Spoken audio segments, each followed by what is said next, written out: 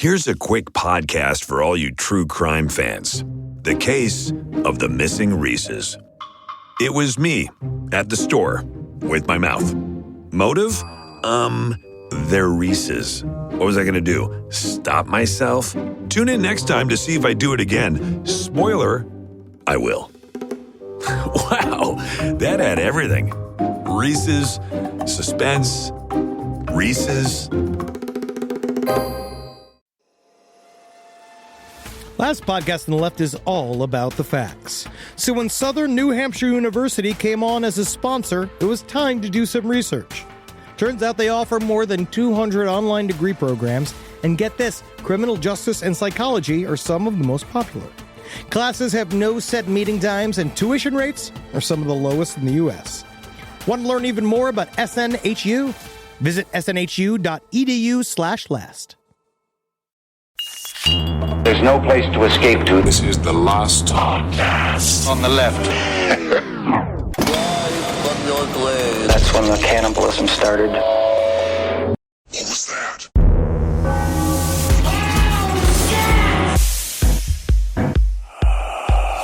Oh no, I have a whole theory about where do you think the Montauk boys went? To Generation Alpha. They're little Nazi-trained boys. Time traveling into the past. Time traveling into the future. Z is more the Nazis than Alpha. I'm just saying, the broccoli head boys, why do you think they had such stupid haircuts? It allows them to travel through time. Oh, you think the broccoli hair resists the time juice? Have you done any sort of, first of all, fuck you. Second of all, I'm have you here done with an open mind, man. Have you done any sort of research into Tesla coils? Tesla coils? What do you think of broccoli? I've seen one. You know what a broccoli haircut I went is? to the observatory. I watched the Tesla coil. Do you understand Fucking awesome. what a broccoli haircut is? Yeah. A bunch of Tesla coils. On top of their well-groomed Nazi heads. Like Yahoo Serious. Yes. And young Einstein. Okay, now you're really getting it. Welcome to the last podcast on the left, Yes. ladies and gentlemen. I am Marcus Parks. I'm here with Henry Zabrowski. Interesting theories. I'm a Montauk boy expert. I bet you are. If I walk the streets of Montauk, I could tell you every kind Bring of me boy. a boys. Yeah, let's go. Bring me the boys. That's your stickball boy. That's your boy that's fucking at the age of 12. That's your boy that is going to go on to become the situation, and meaning that he's going to cause a situation at a public grocery store. Now, is this because on the way to Camp Hero, on the road, as you're driving there, you will pass Hank Zabrowski Memorial Field? I don't know where my father was during the 60s. He won't answer my questions. My father won't tell me what he was doing on Montauk, why there was a memorial field dedicated to him there. I think it's dedicated to you. I think if time travel's real and you're involved with the fucking CIA like we always claimed you were. I'm in the NSA. And you're in all of it, baby. I feel like all of this I'm seeing it all flooding back. Yeah. And I might have been divided into two different realities. And maybe that's one reality where I'm some shit fuck fat face in Long Island getting a memorial field based upon me because I got shot in a bank. Or is that what happened to him? I think so. And then the other half of me is here living this incredible Hollywood life. Wow. Yeah. That's why I'm so tired. That's exactly why you're so tired. And, of course, we have with us the open-minded Ed Larson, very open-minded this week. I'm here to learn. I'm going to ask some questions, but I am going to try to accept the answers. All we ask is that you try. That's all we ask. Very good. This is an important chapter in conspiracy theory history. We're talking about the Montauk Project today. This is a very important chapter. This is something that we've been wanting to cover for a very, very long time. We weren't quite ready yet, but I think now we finally got the chops to do it. We got the juice for it. Oh, yeah. This is the bullshit noise that strings the Philadelphia experiment, MK Ultra, all of it together in one big old fun conspiracy soup. Yeah, yes. I mean, at its core, the Montauk Project is what happens when you take a handful of the great conspiracy theories of the 20th century, from MK Ultra to alien collaborations with America to secret government time travel experiments, and you put them all into one building in Long Island. Now, some of you may already know that the story of the Montauk Project was very loosely adapted into the Netflix show Stranger Things. In fact, the original pitch for Stranger Things was a found footage project called Montauk. But while Stranger Things is admittedly a delightful show and quite lighthearted, the actual story of the Montauk Project, or at least the story that has been presented to the world, is far darker and far more unbelievable, although you will notice similarities here and there. As Henry put it to me, the Montauk Project is, in essence, the story of alien tech stolen by the Nazis to create a nation of time-traveling boys. Mwah. Exactly. And that's what we all are looking for. Yeah. That, however, is only part of the tale here.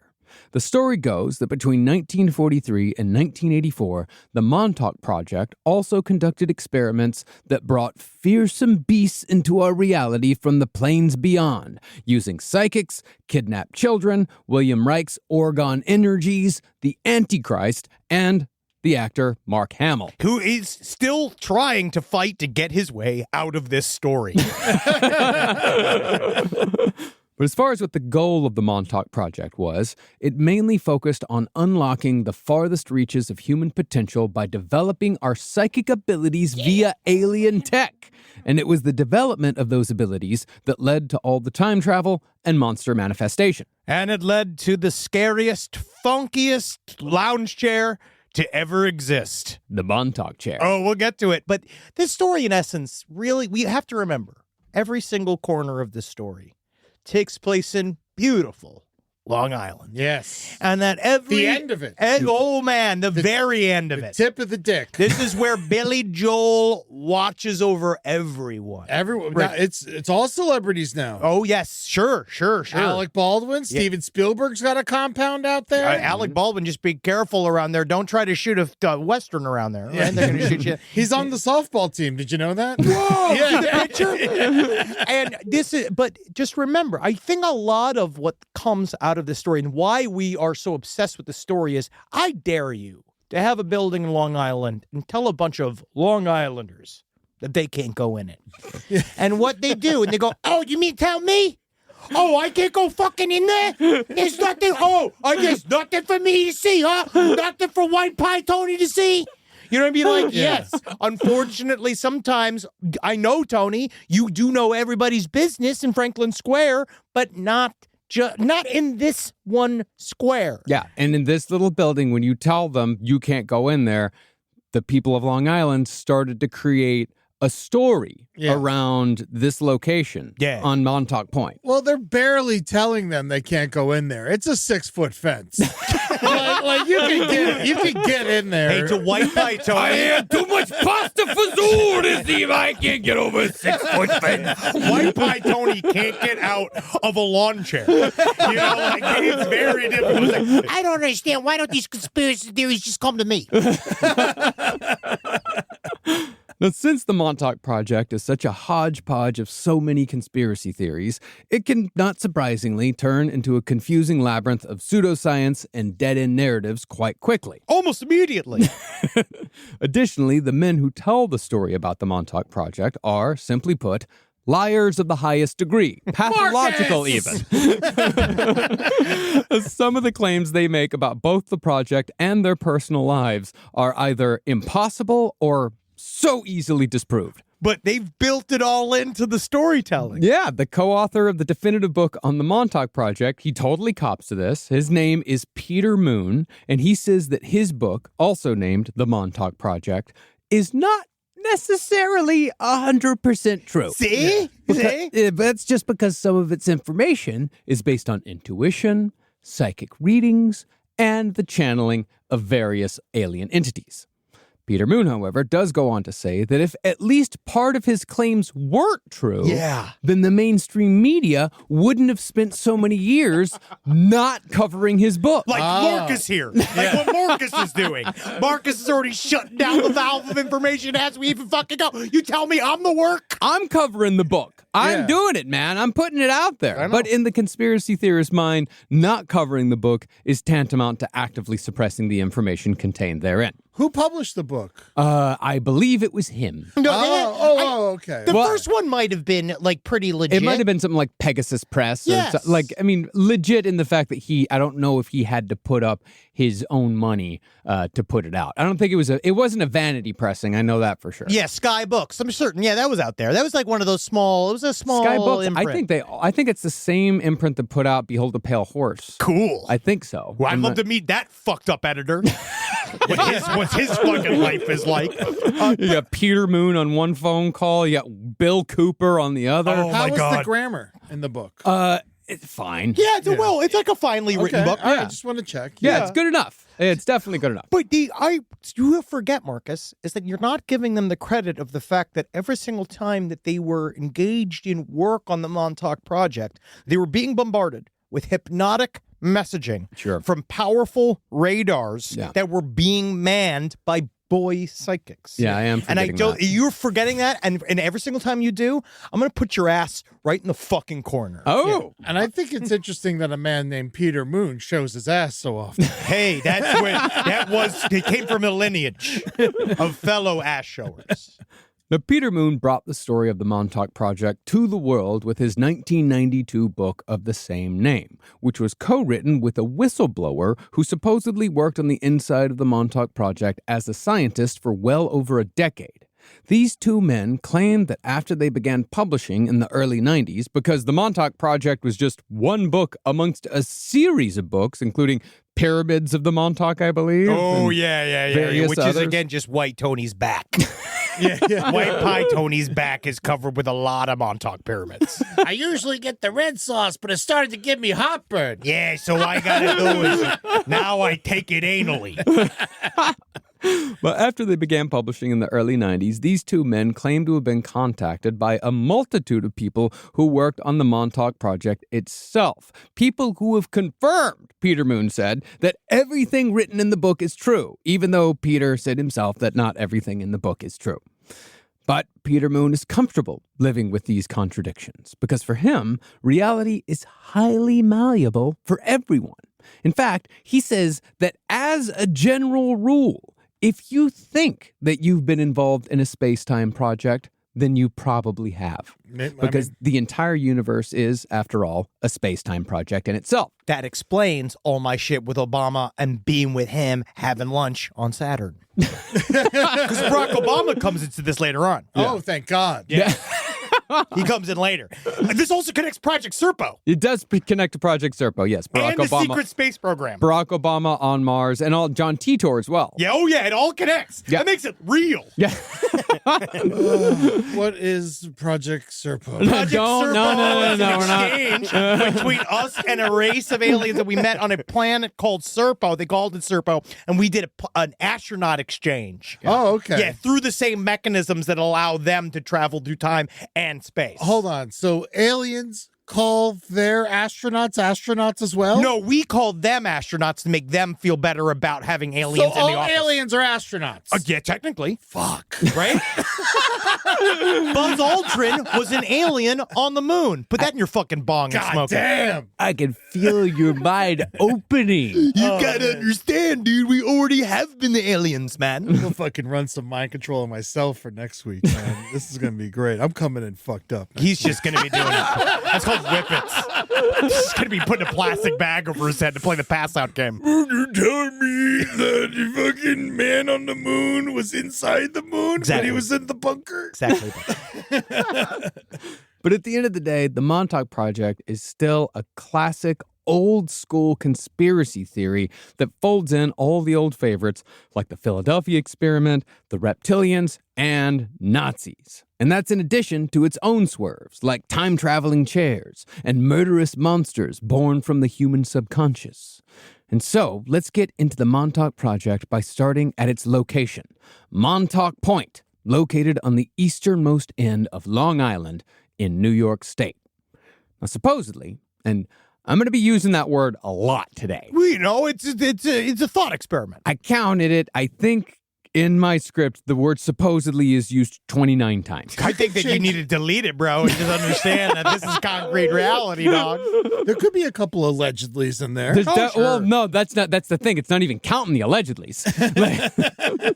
But supposedly, a lighthouse was constructed at Montauk Point specifically on the orders of George Washington and Alexander Hamilton in 1792 through an act of Congress. Great. The co-authors of the Montauk Project point towards the construction of this lighthouse as proof that the idea of doing clandestine scientific research at Montauk Point was something that has been planned since the founding of our country, but it only came to pass starting in the 1940s. Yeah. I'm only going to give a little bit of pushback here, only because a lighthouse is something that you can immediately see. So it doesn't really make any sense. Well, it's like it's just marking it. Yes. It's just like, hey, guys, if you want to do clandestine scientific research sometime in the future of this country, this is a good place for it. That's actually the opposite of what you want to do with a clandestine research facility. You don't want to put anything that has any sort of that you notice it. Yeah. It also, it has nothing to do with the fact that it's the closest point of the United States to England. Well, and the Nazis. Yeah, and there's a giant sandbar that goes out 100 yards that could make any ship run ashore. Whoa, cool.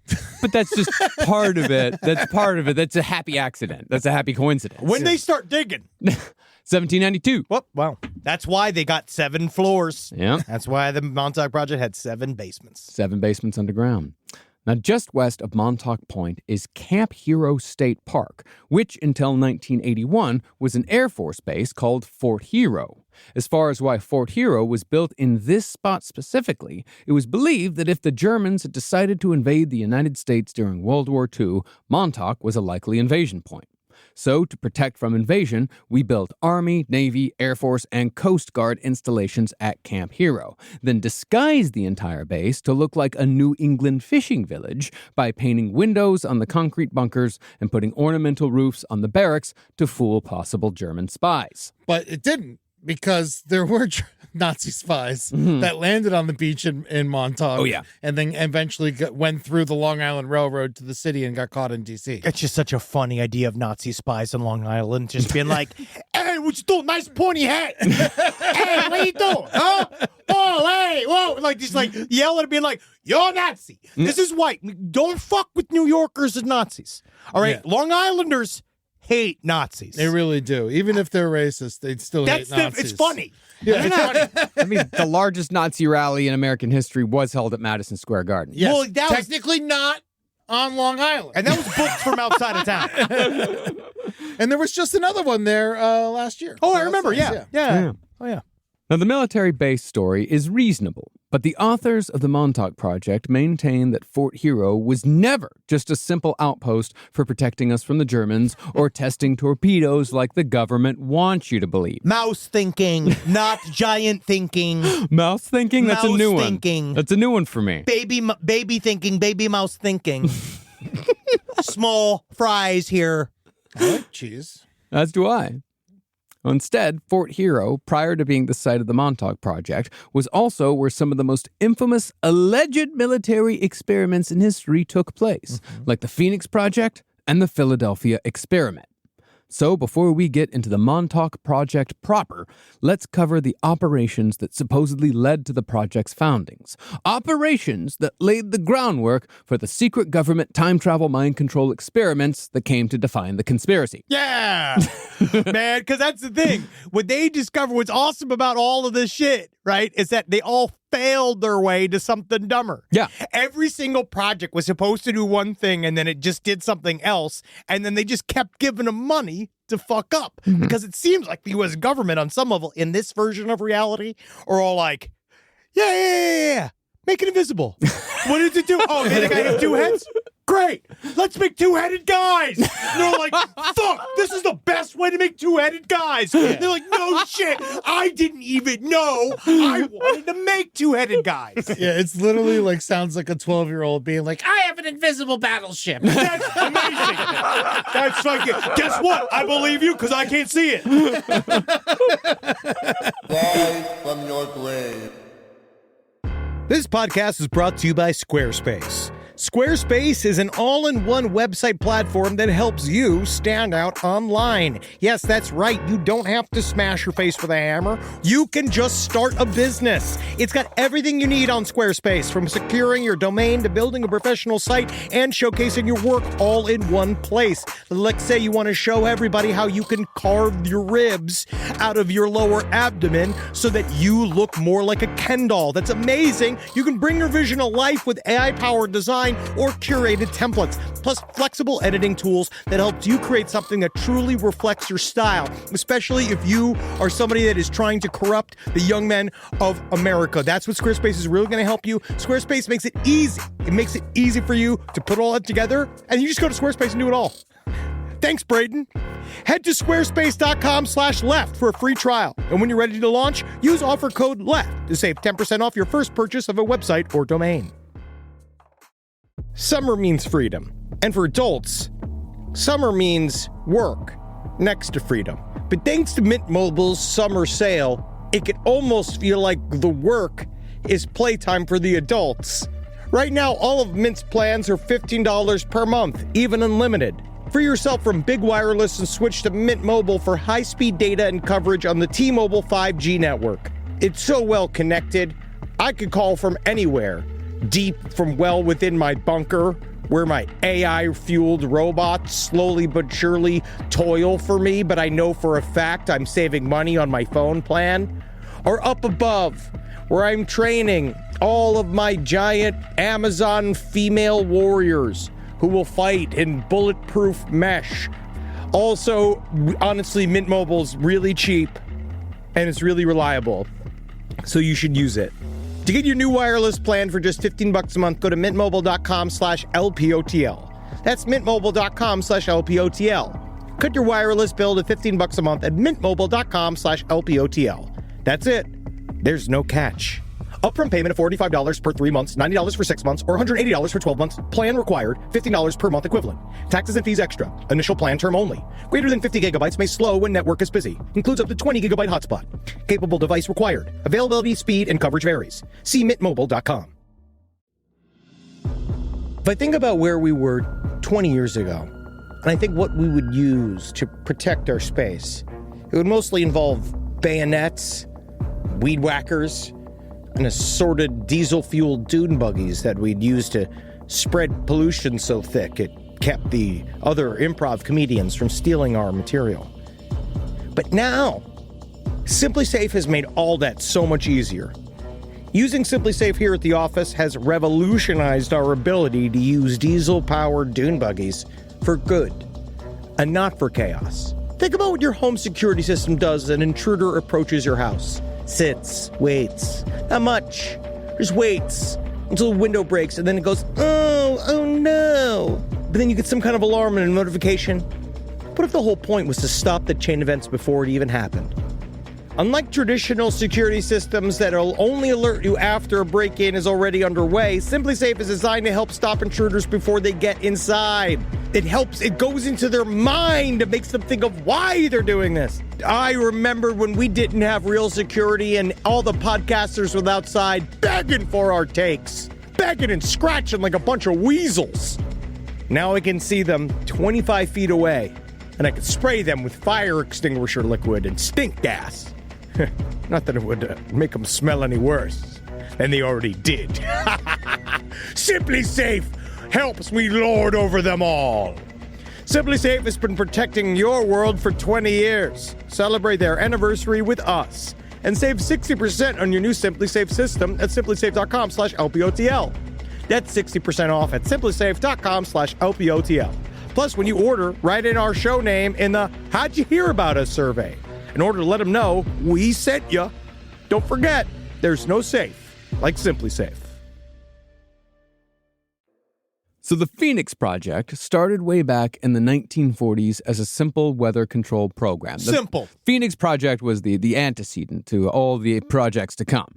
Eventually, though, the Phoenix Project expanded into mind-reading technology, and all of it was made possible because of the work done by the infamous Austrian pseudoscientist Wilhelm Reich. Can we even just cut the scientist out of it? Pseudoscientist. He is definitely a pseudoscientist. Yeah. He's still out there. I was just watching a Substack of all of his, there's a whole thing still of getting rid of muscle armoring. Yeah, I mean, we've always wanted to do a full segment on Wilhelm Reich, and this seems like a good opportunity to do it, because Reich's sideways views on science is the ship that launched 1,000 crackpots, because his theories can sound good if they hit your ear the right way, even if they have very little basis in scientific fact.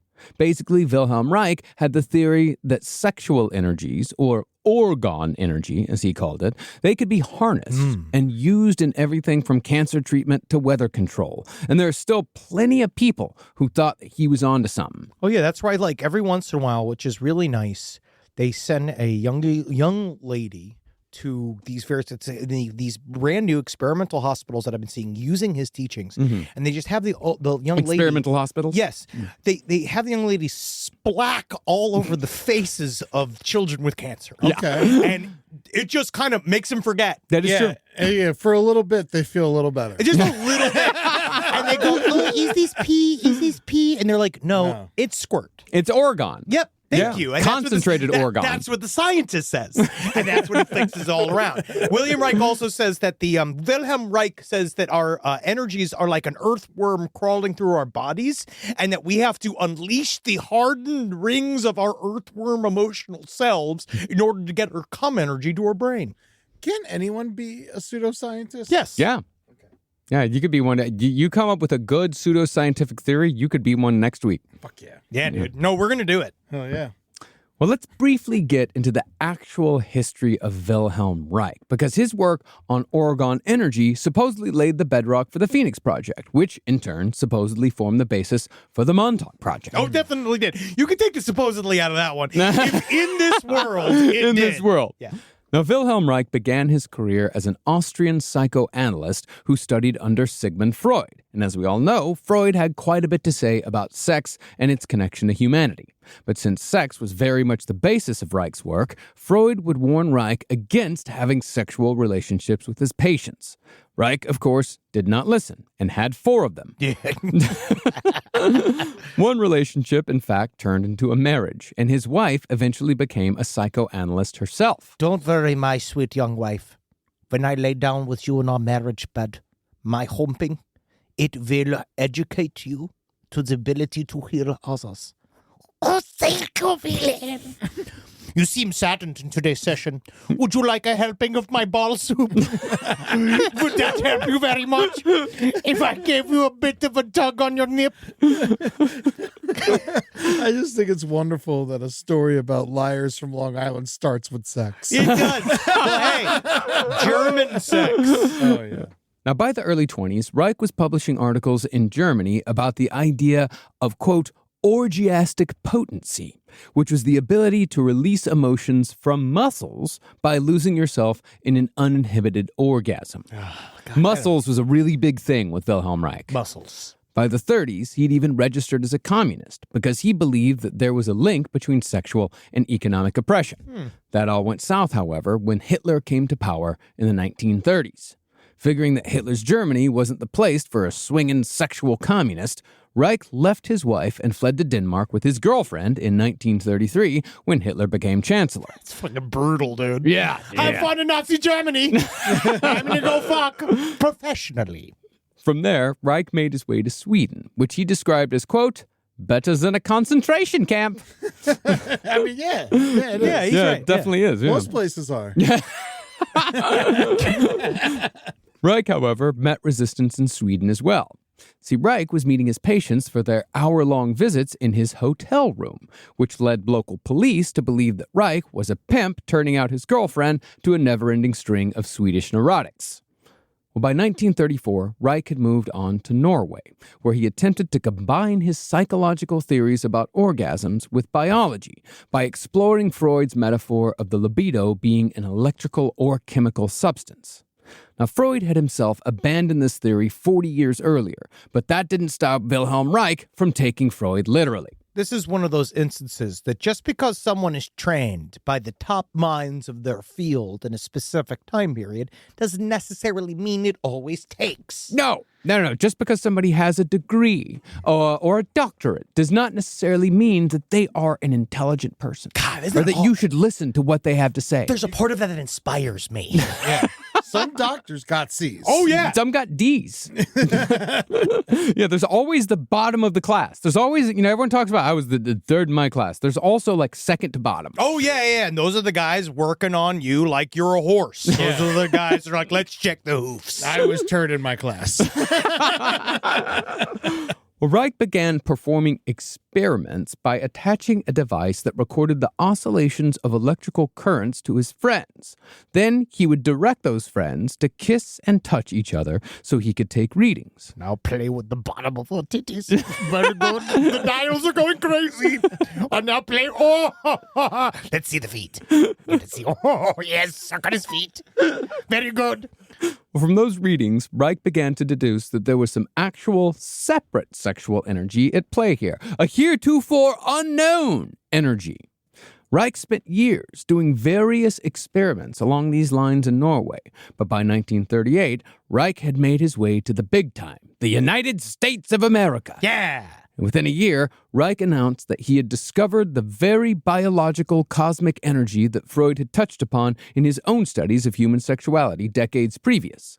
Reich dubbed his discovery orgone energy, and he soon after opened a new branch of science called orgonomy to study it. I love folding paper. It's not great for podcasts. No, it's not. No, the sounds are horrible. Yeah, but if you guys want to fold some paper, I'll fold some paper. He loves it. Anything he can smoke, he'll put it right in his mouth.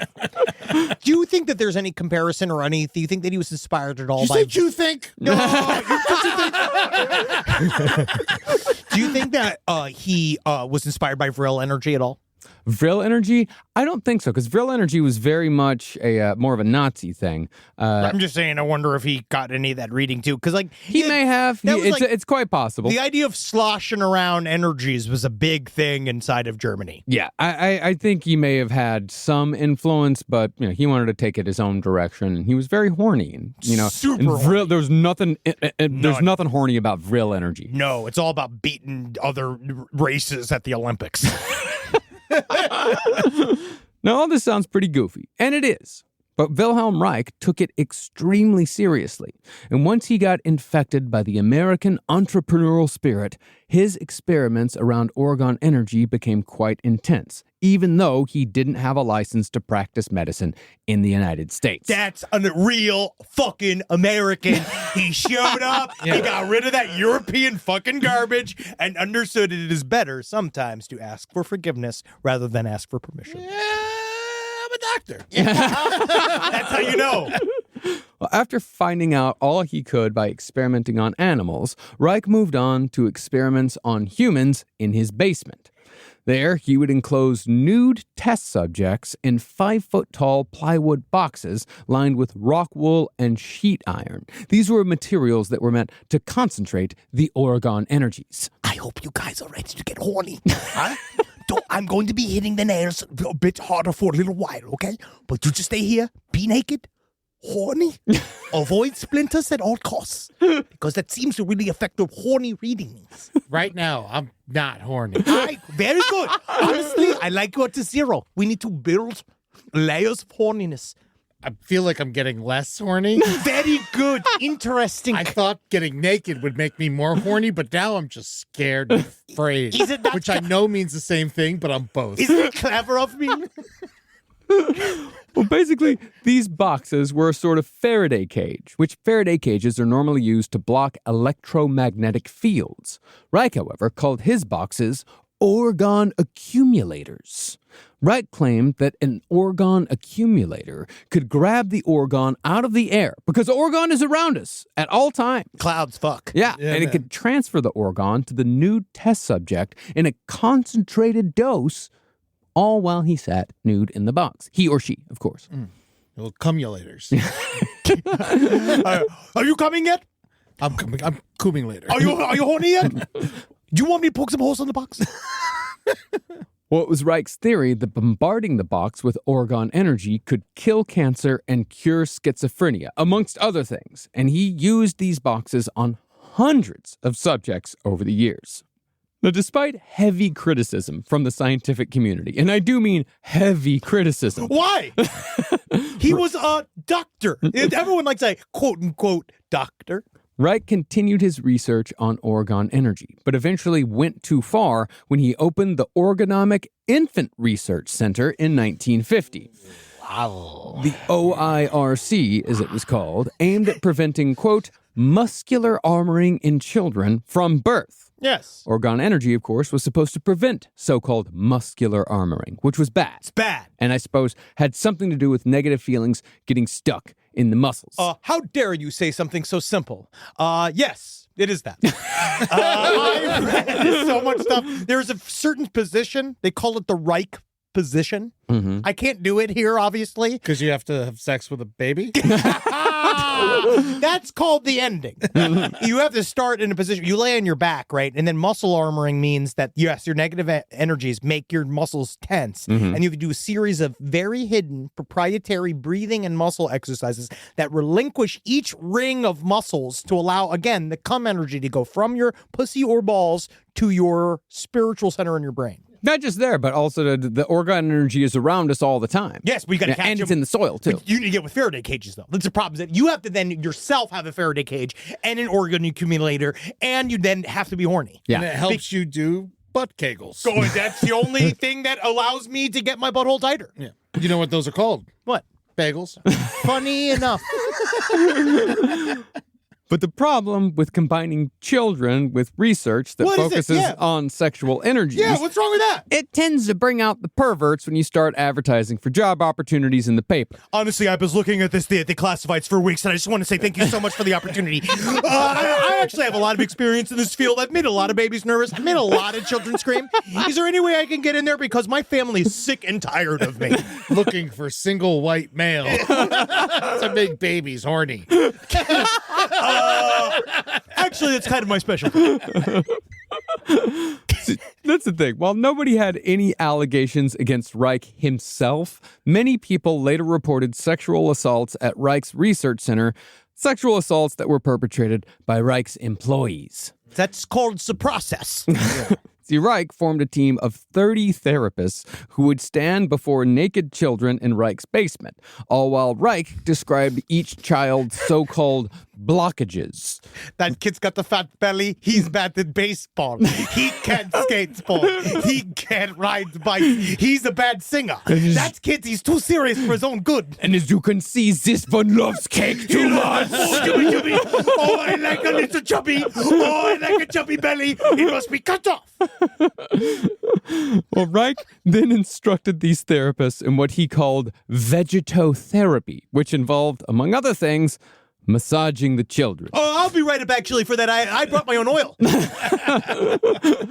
Reich's institute, however, lasted for a surprisingly long period, 2 years. Ooh, wow, yeah. But it was finally shut down after a parent reported that one of Reich's therapists had taught her 5-year-old son how to masturbate. And the charges were only dropped after Reich agreed to shutter the institute's doors.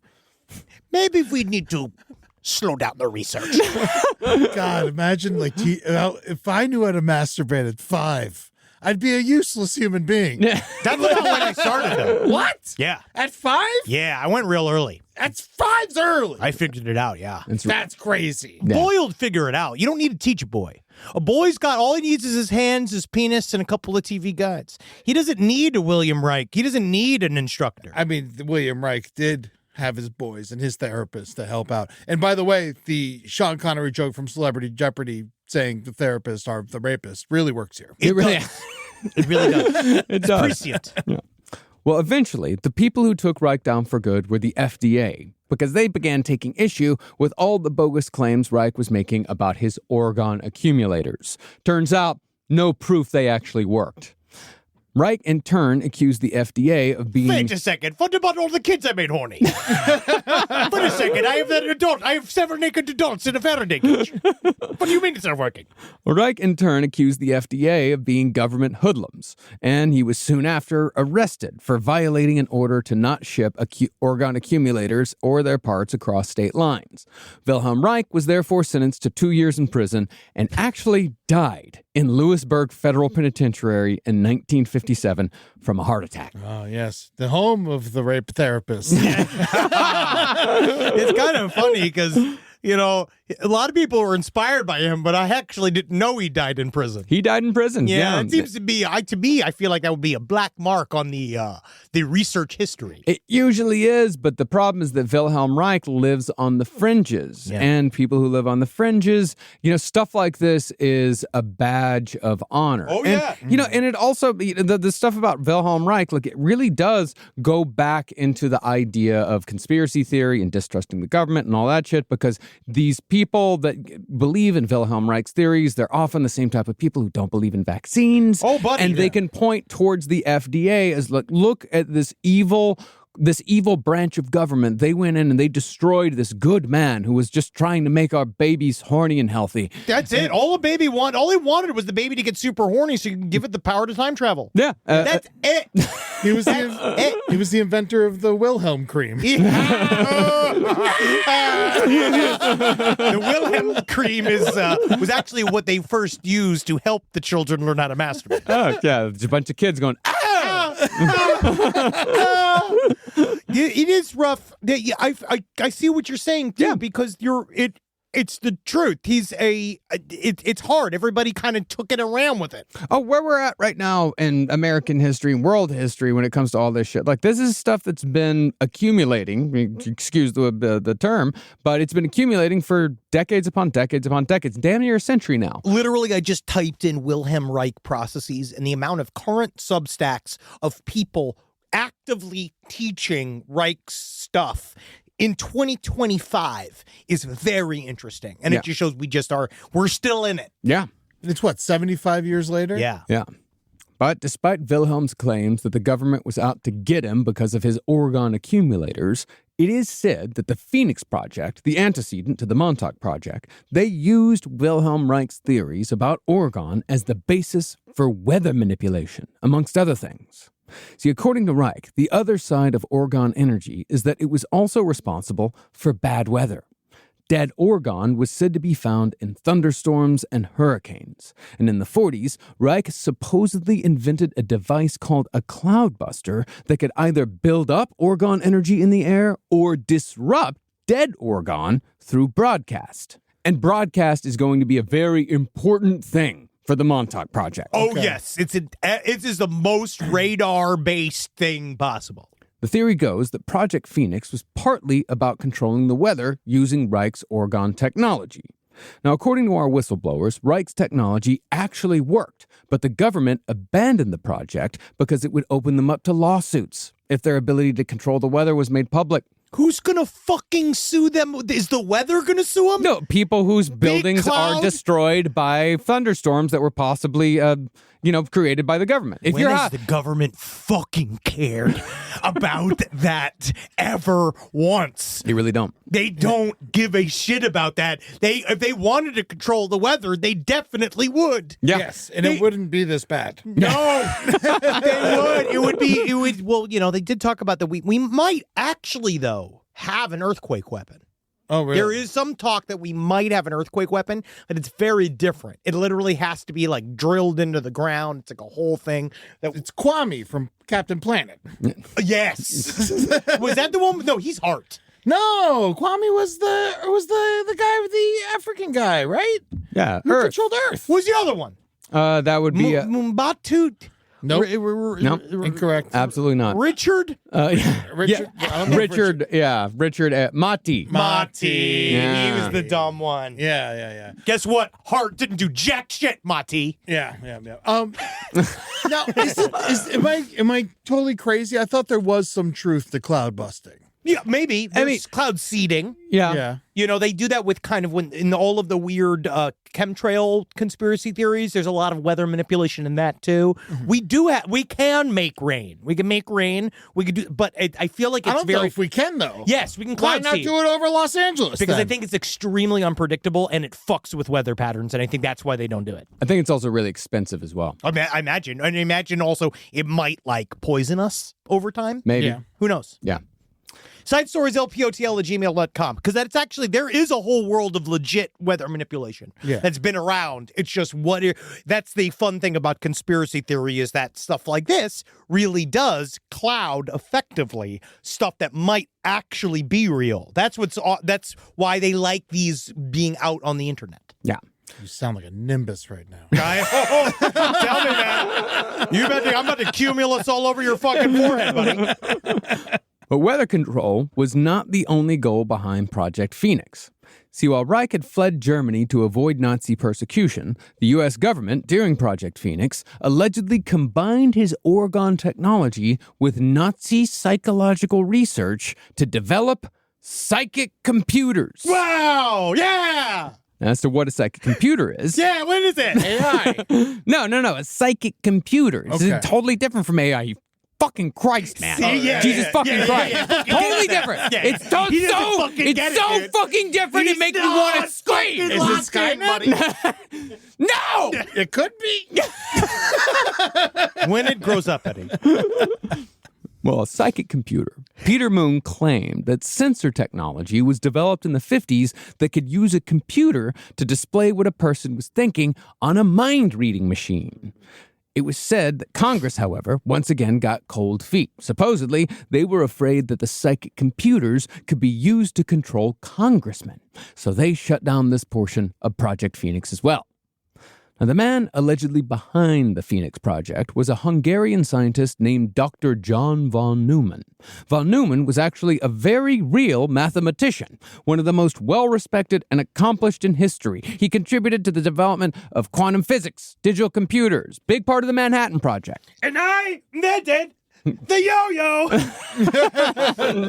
Get out of here, Dr. Von Don Moyman. I'm the yo-yo man. So you want to take, so this conspiracy is already sullying this incredible mind, and you want to sully him even further by claiming he invented the yo-yo. I will say anything I want about that fucking piece of shit. Whoa! I will attack him wholeheartedly, and I hate him and I hate his family, and I wish I could dig up his grave and play with his bones. You can. It just could put you in prison. Hey, you know, maybe I want to go. 3 hots in a cot. But according to author Peter Moon, Dr. John von Neumann was also one of the minds behind the Phoenix Project, and the government therefore brought back Dr. von Neumann and the rest of his team to Montauk Point when the next big military experiment was cooked up in the late 40s. The next iteration was known as Project Rainbow, but some of you might know it better as the Philadelphia Experiment. Yeah! It took place in Montauk, on the very spot where the Montauk Project would also be developed. Now, the Philadelphia Experiment was an alleged top-secret World War II era project that had the initial goal of rendering a battleship invisible to enemy radar by creating an electromagnetic bottle that diverted radar waves around the ship, which sounds fairly reasonable. It sounds like that could be a thing that might be done. Possible. But it's, apparently it's very difficult, and it turns you into a bunch of jello. Well, according to the legend, the Philadelphia Experiment went awry when the battleship used in the experiment, the USS Eldridge, turned invisible, then suddenly reappeared in Norfolk, Virginia, 600 miles south of Montauk Point. And we also have a whole series on this from many years ago, but we covered this very thickly. Technically, that's what's awesome about our lives and how long we've been doing this, is that series connects to this series, which MK Ultra lies on top of it. JFK is right after it. Mm-hmm. Yep. Well, supposedly, the surviving crew on board the Eldridge were found, at best, confused and disoriented. At worst, some sailors found themselves fused into the bulkheads of the ship itself as a result of the unintended consequence of teleportation. Well, you know that Nikola Tesla was told ahead of time by the aliens that he was conversing with that when he was working on the Philadelphia experiment, that they said that they would kill the participants in the experiment. So Nikola Tesla, on the first one of the Philadelphia experiment, actually threw it so it wouldn't work because he knew that the aliens would be mad about it. And so then Nikola Tesla, instead of getting fired, he said, I quit. Nikola Tesla in the year 1943. Yep. How was he there? He was there spiritually. But also physically because time is nonlinear. Time, he worked on the first Philadelphia experiment. When was that? Before this one. 1776. And I guess we're still seeing the results of it. Well, as for the sailors who were just confused... You're just going to move on, huh? Yeah, of course. Well, you're the one... You interrupted me right in the middle of it before we get... Are there any pictures of this? Like, what? Because pictures of what? The invisible battleship? No, the people fused to the shit. No, that would be just... That's evidence. Okay. But and that would be bad for the government to have, so that's why they destroyed it. What about those soldiers? And did they have families? Most of them died a year after the Philadelphia experiment. Effects for those that went on to work on the Montauk experiment. Is that true? Yes. Wow. That's pretty cool. Yeah. Well, as for those who were just confused and disoriented... He was in Long Island. Nikola Tesla went to Long Island. Fine. Lots of people went to Long Island. He a lot of people. Long Island. It's not fucking Tora Bora. It's Long Island. It's right next to New York City. Yeah, Brooklyn is technically Long Island. Ugh. Sorry, Ryan. Well, as for the sailors who were just confused and disoriented as a result of the Philadelphia experiment, many had to be discharged from service and rehabilitated because the experience was so traumatic. And it's said that most never recovered from the total mental breakdown that the experiment caused. Now, officially, Project Rainbow was halted after this supposed accident, but according to Peter Moon, the Philadelphia experiment was only the beginning of what went on at Montauk Point. Supposedly, Dr. von Neumann and his team spent 10 years studying the effects that the Philadelphia experiment had on human bodies, and specifically the human brain. Eventually, it's said that they learned that humans are born with a time reference point, which they claimed was the basic orientation point each person has that connects them to the universe and the way the universe operates.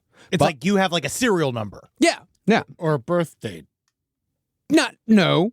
Okay.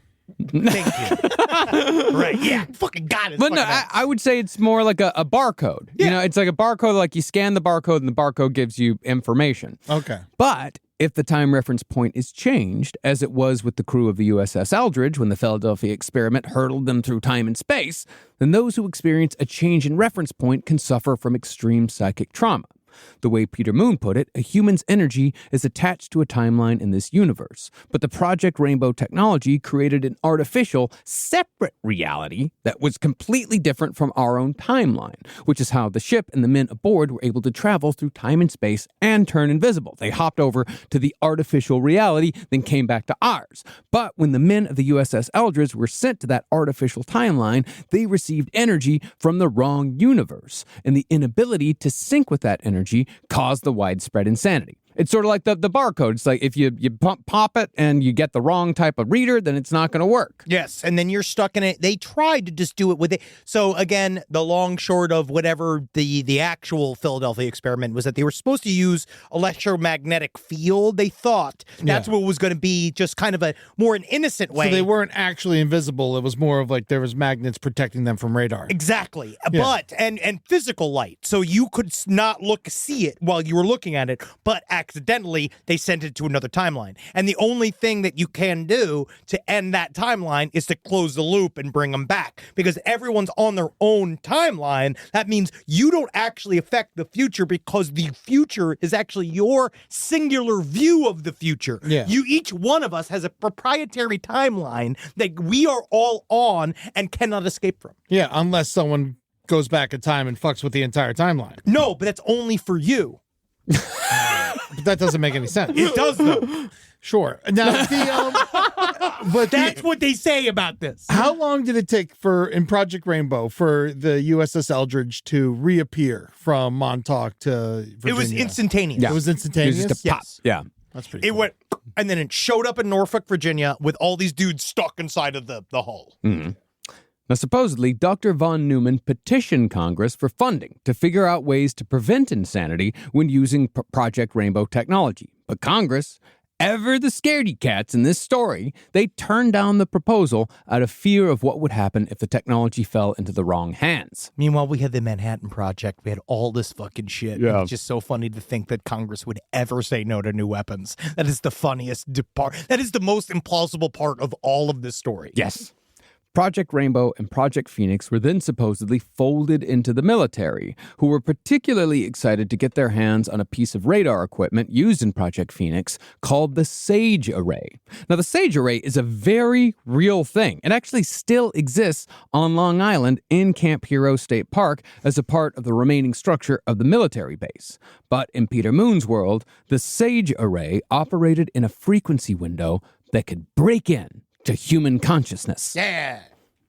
So once the military had the SAGE Array, they refocused the project towards mind control and psychic powers, thus beginning Phoenix Project 2, better known by the much catchier name of the Montauk Project. Well, you know why it fed directly in was a part of the way they said the Cloudbusters would work is from people pinging Oregon energy off of the receptors inside of the floating Cloudbusters. Yeah. So what they said is this began, so it started as this weather manipulation thing, and they started using psychic connection and using Oregon energy, and eventually they're like, now that we know that the brain, you can hack into human consciousness by, according to these rules, by getting on the same frequency that is coming out of our brains. That is what allows you to see our thoughts onto a television screen. That's what they use, right? Mm-hmm. But then they're like, well, if we can see in, why can't we also talk to it directly? Why can't we just go right into the center of somebody's brain, which is then the second layer?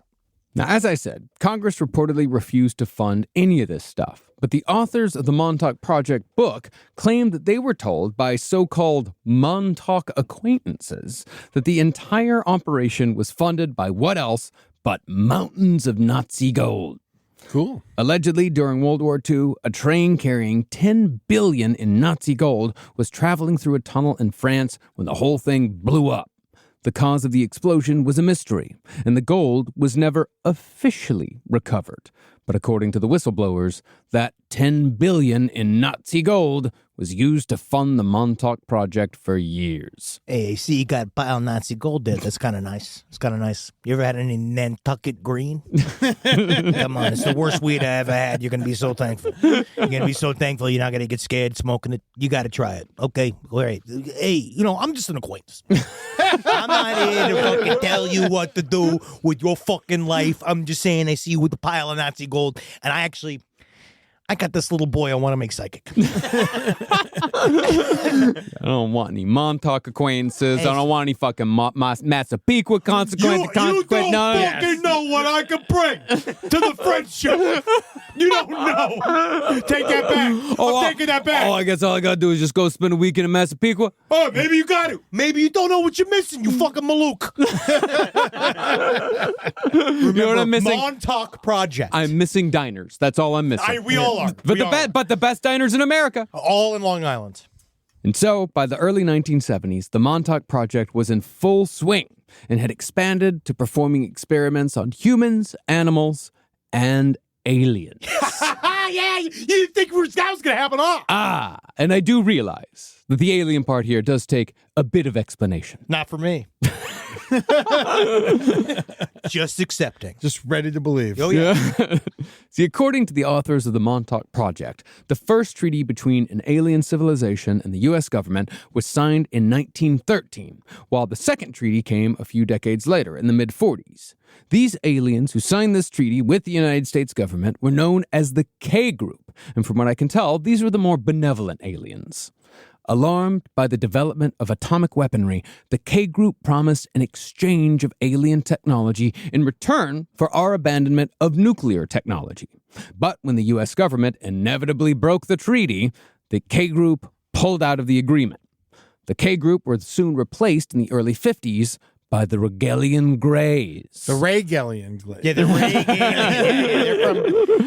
Yeah, and the Regalian Greys were far more evil and not at all concerned with humanity blowing ourselves up. These are your classic alien Greys.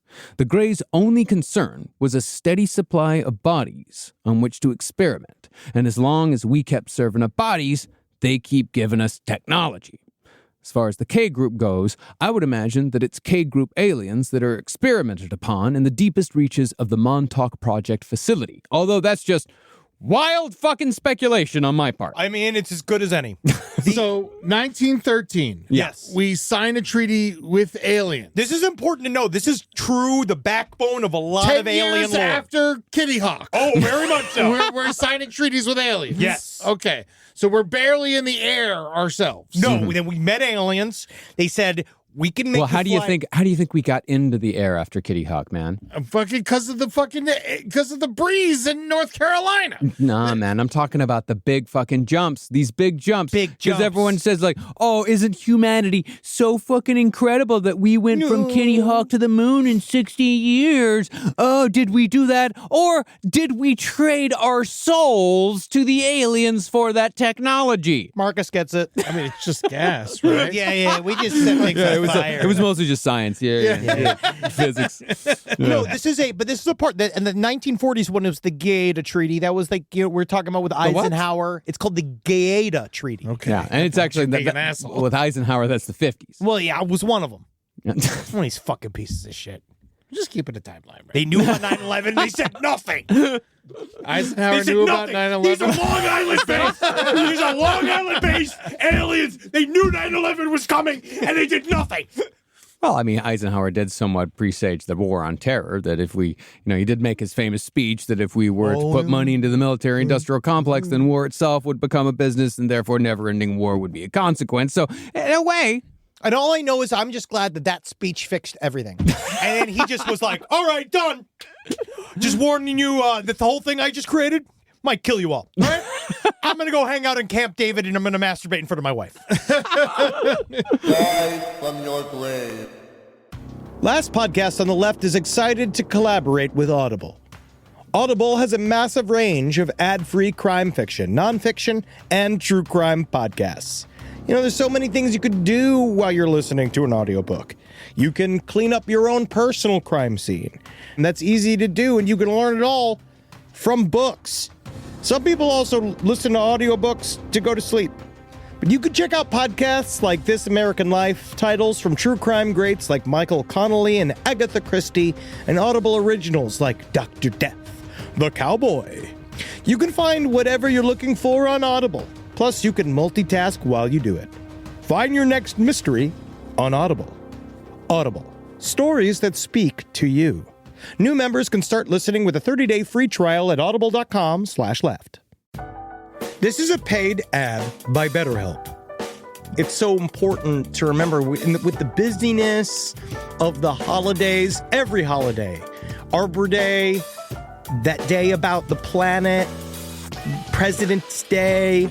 There's so many things to adapt to in this life, and it doesn't follow a perfect plan.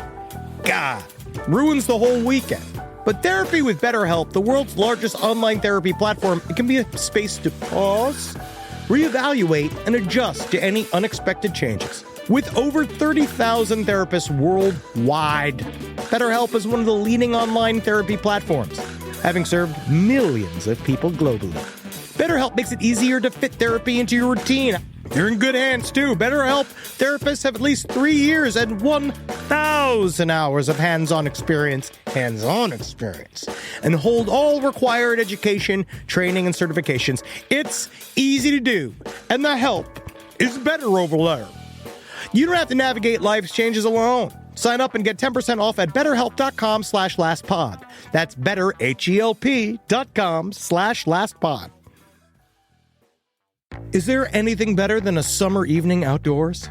Enjoy your space to the fullest with new greenery from Fast Growing Trees. I love a big, thick bush. Fast Growing Trees is America's largest, most trusted online nursery, and they can send me a big, thick bush any time of the day. It arrives at work It arrives at my car. I can pinpoint on a Google map where it is. Send me a big, thick, brown bush. And they send it immediately when they have it, because sometimes the shaver comes to town. I remember one time I ordered a cherrywood tree from Fast Growing Trees. And my God, I couldn't cut it down, no matter what my father told me to do. I had to lie to him about it. And next thing you know, I became the first president of the United States of America. And even you can become the first president of the United States of America with Fast Growing Trees. Right now, get up to half off select summer planning essentials, plus get an additional 20% off your first purchase with code LEFT at checkout. That's an additional 20% off at fastgrowingtrees.com with code LEFT at checkout. Offer is valid for a limited time only. Terms and conditions apply.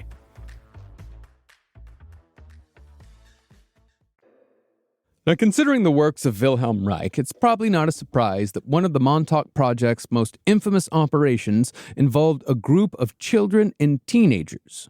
These kids, programmed with psychosexual mind control techniques, came to be known as the Montauk Boys. Yeah, we're ready to go. Suck my dick, send me to space. Yeah, I want to go out the ground and I want to suck all these dicks. Listen, I don't like the molestation, but if it gets me to Saturn, start fiddling. Come on, let's go. Pop open my page. Come on. It is a small price to pay for knowledge. It really is. Me, this is my buddy Tucky. I'm over here. My name's Jonesy. This is Butchie. Remember this whole thing. This Stranger Things should have been played by the people that were in Lords of Flatbush. It was not supposed to be Millie Bobby Brown. Millie Bobby Brown is not a Montauk boy. Yeah, they put that in Middle America. They definitely changed the entire tone of the project. Oh, yeah, no, it should have been two kids with a stickball, like a whole get-up, a guy flipping a coin. That's what these are. It's little boys that are... It's the 1970s. There weren't kids in Long Island playing stickball in the 1970s. I played stickball. Do you know what stickball is? Yeah, I played stickball. What is stickball? It's baseball with a broom handle. Yeah, I played it in Queens as a little kid. Yeah, it's just like baseball. a racquetball. It's a very New York thing. It's a very New York thing. But you can't go to the field. You know, you got to play it in the street. Yeah, stickball. You played in the street. I played it with a broomstick. That's fine. Yeah. I was like a little boy one time. I was like really out there. Little boy in Queens playing stickball? Hey, oh, yo. Look at that guy. Jackie Robinson. Yeah. Well, supposedly, groups of young boys and teenagers. By the way, when you say "look at that guy," audience can't see that. Well, I'm just saying, audience it's right can't see in it. front of us. Rob is I know pulling stuff up on the it's right screen. in front of us, but we're not doing this for us. Well, you know, we are, though, in a way. Think of that guy. Fixed it. Thank you. Well, supposedly, groups of young boys and teenagers were abducted from all around Long Island by the Regalian Gray aliens, and those boys were then delivered to the Montauk Project. Once there, they were separated into 3 groups by age: 6 to 12, 13 to 16, and 17 to 22. Shithead, bigger shithead. Problem. Yeah. Society's issue. Yes. Yeah. The youngest group was placed into 2 subgroups, one for genetic manipulation and one for mind control. Those who were genetically manipulated would stay on the base, while the mind control group would be reprogrammed and sent back out into society to hold various high-powered positions as lawyers and politicians. How you doing? It's me, your new Senator Butchie Samsonetti. How you doing? Yeah, I'm away from Long Island. You ready to have me? I want to make sure we're playing everybody's handball's mandatory. All right, everybody, we'll go out to soft pretzel. Anybody want to kill some turkeys? Come on, you want to do that? Come on. Well, these mind-controlled Montauk boys were thereafter sleeper agents who could be activated by the government at any time to form gangs of vigilantes who could eliminate enemies of the government. Yeah, That's an what army of 14-year-olds fighting the governments. Isn't that what we used the Klan for? At one point, yeah. Yeah. Wow. Now, these weren't armies fighting against the government. These are armies of 14-year-olds or Fighting other older. governments. No, fighting Americans, like killing people that were threats, killing people like you and me. Hey, I dare you, Montauk boys, because I'll flip you. Dare Don't- the I dare you, Montauk Montauk boys. No, I'll flip I do you. not dare the Montauk boys. I don't either. Flip you. We're going to get you in there. We're all going to sit and listen to Moving Out together. We didn't start the fire. We have to remember that and stay strong, okay? The middle group, 13 to 16, would also be subject to genetic and mind control manipulation, but these boys were reintroduced into society as so-called disruptors. These disruptors worked on the opposite side of the fence, spearheading satanic movements and other similar cults to subvert society when it needed to be subverted. The oldest Montauk boys, however, were simply used as slave workers. Whoa. But Montauk boys of all ages could be pulled into Montauk experiments at any time if the scientists at the Montauk Project needed a boy for whatever reason.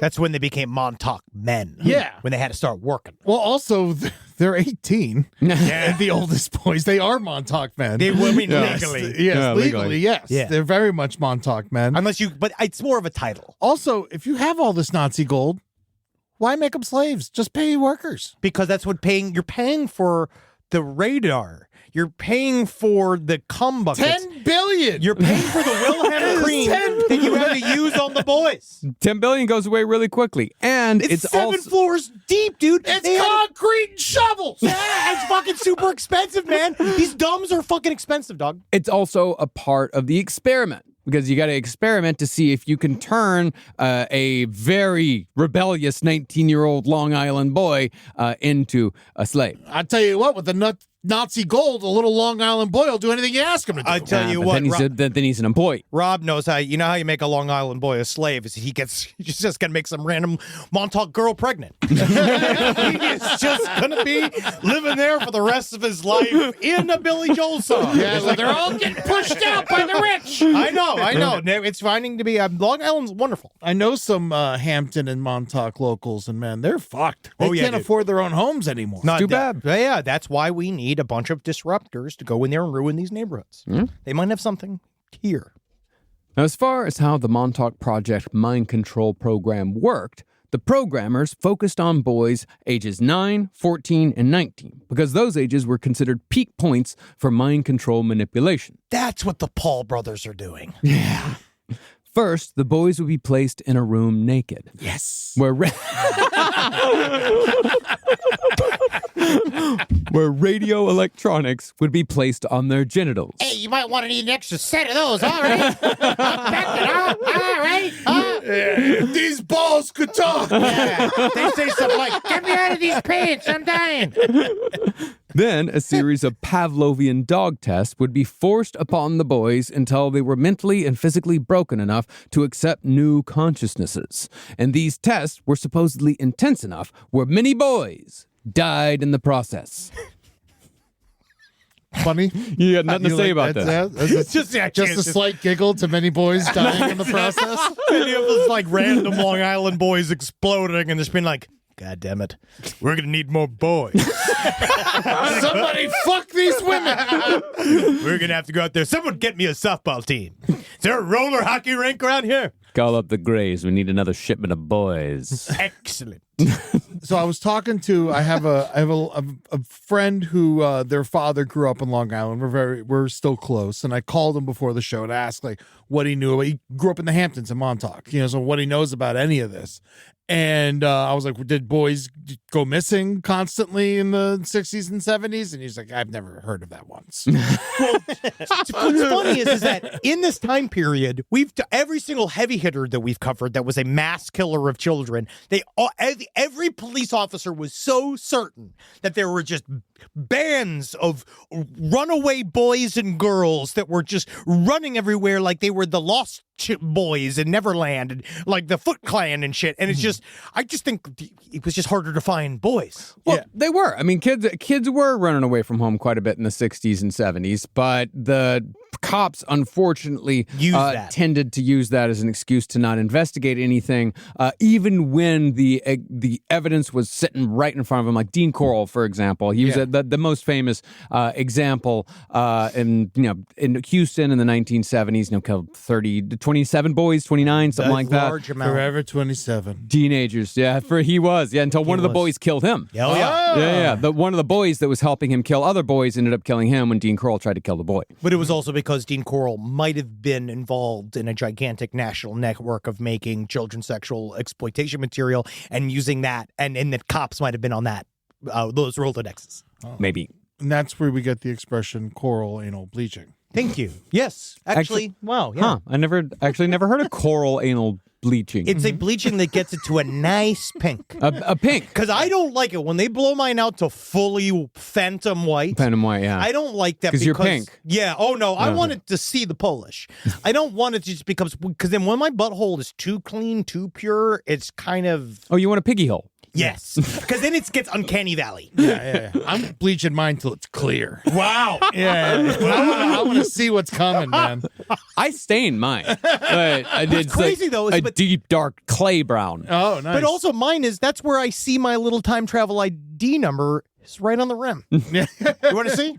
69696969. 420. 420. The other side of these tests on the Montauk boys was that scientists could use alien radio technology to pick up patterns of fear and hopelessness. And some of these Montauk boys were supposedly killed at the height of their fear so they could be harvested by the Regalian gray aliens while they were full of adrenaline. And that hopelessness was piped through in them through their mothers. Yep. Yes. That's important. Rob, how much did your Long Island mother? Hopelessness or hopefulness? Somewhere in between. All right, Yeah, good. yeah, There you go. Yeah. But, this whole concept of making boys afraid before you killed them to make sure you got the maximum amount of adrenaline, this was all written about in 1992. It was decades before it was repurposed into QAnon lore. With Montauk, it's satanic panic myths with aliens replacing Satanists combined with MKUltra. Where with QAnon, you've still got the government collaboration, except it's Democrats and celebrities and the deep state replacing the aliens. And who lives in Montauk now? Democrats and celebrities. Wow. Yeah. Wow. Okay, Wow. think about it. Coming for you. Who else is there? Is Billy Joel? Who else is there? Everybody's there, man. Montauk. House in the Yes. Hamptons, Yeah, man. the Hamptons and Montauk. Woody Allen's there. I guess it would be considered the Hamptons. Oh yeah, Scarlett Johansson. Yeah, everybody's out there, man. Yeah, These De people- Niro. These people are ruining Long Island. It's supposed to be for the fat and us. Oh, the middle is still very fat. Oh, I Yeah, know. It's yeah, supposed to be yeah. for my people. It's not supposed to be for these fancies. Gwyneth Paltrow's too skinny. She's not gonna know what good local dirty Chinese is. No. Also, I will say another thing about the mind control and all that. Montauk and the Hamptons is like a mecca for Lyme disease. Yes, Interesting. because the real conspiracy about Lyme being generated by the government disease out of the Montauk Project, which is a whole other thing. Yeah, that's a whole other series. It's a big side quest. Plum Island. Yeah. No, I'm sure that all of this seems pretty intense so far.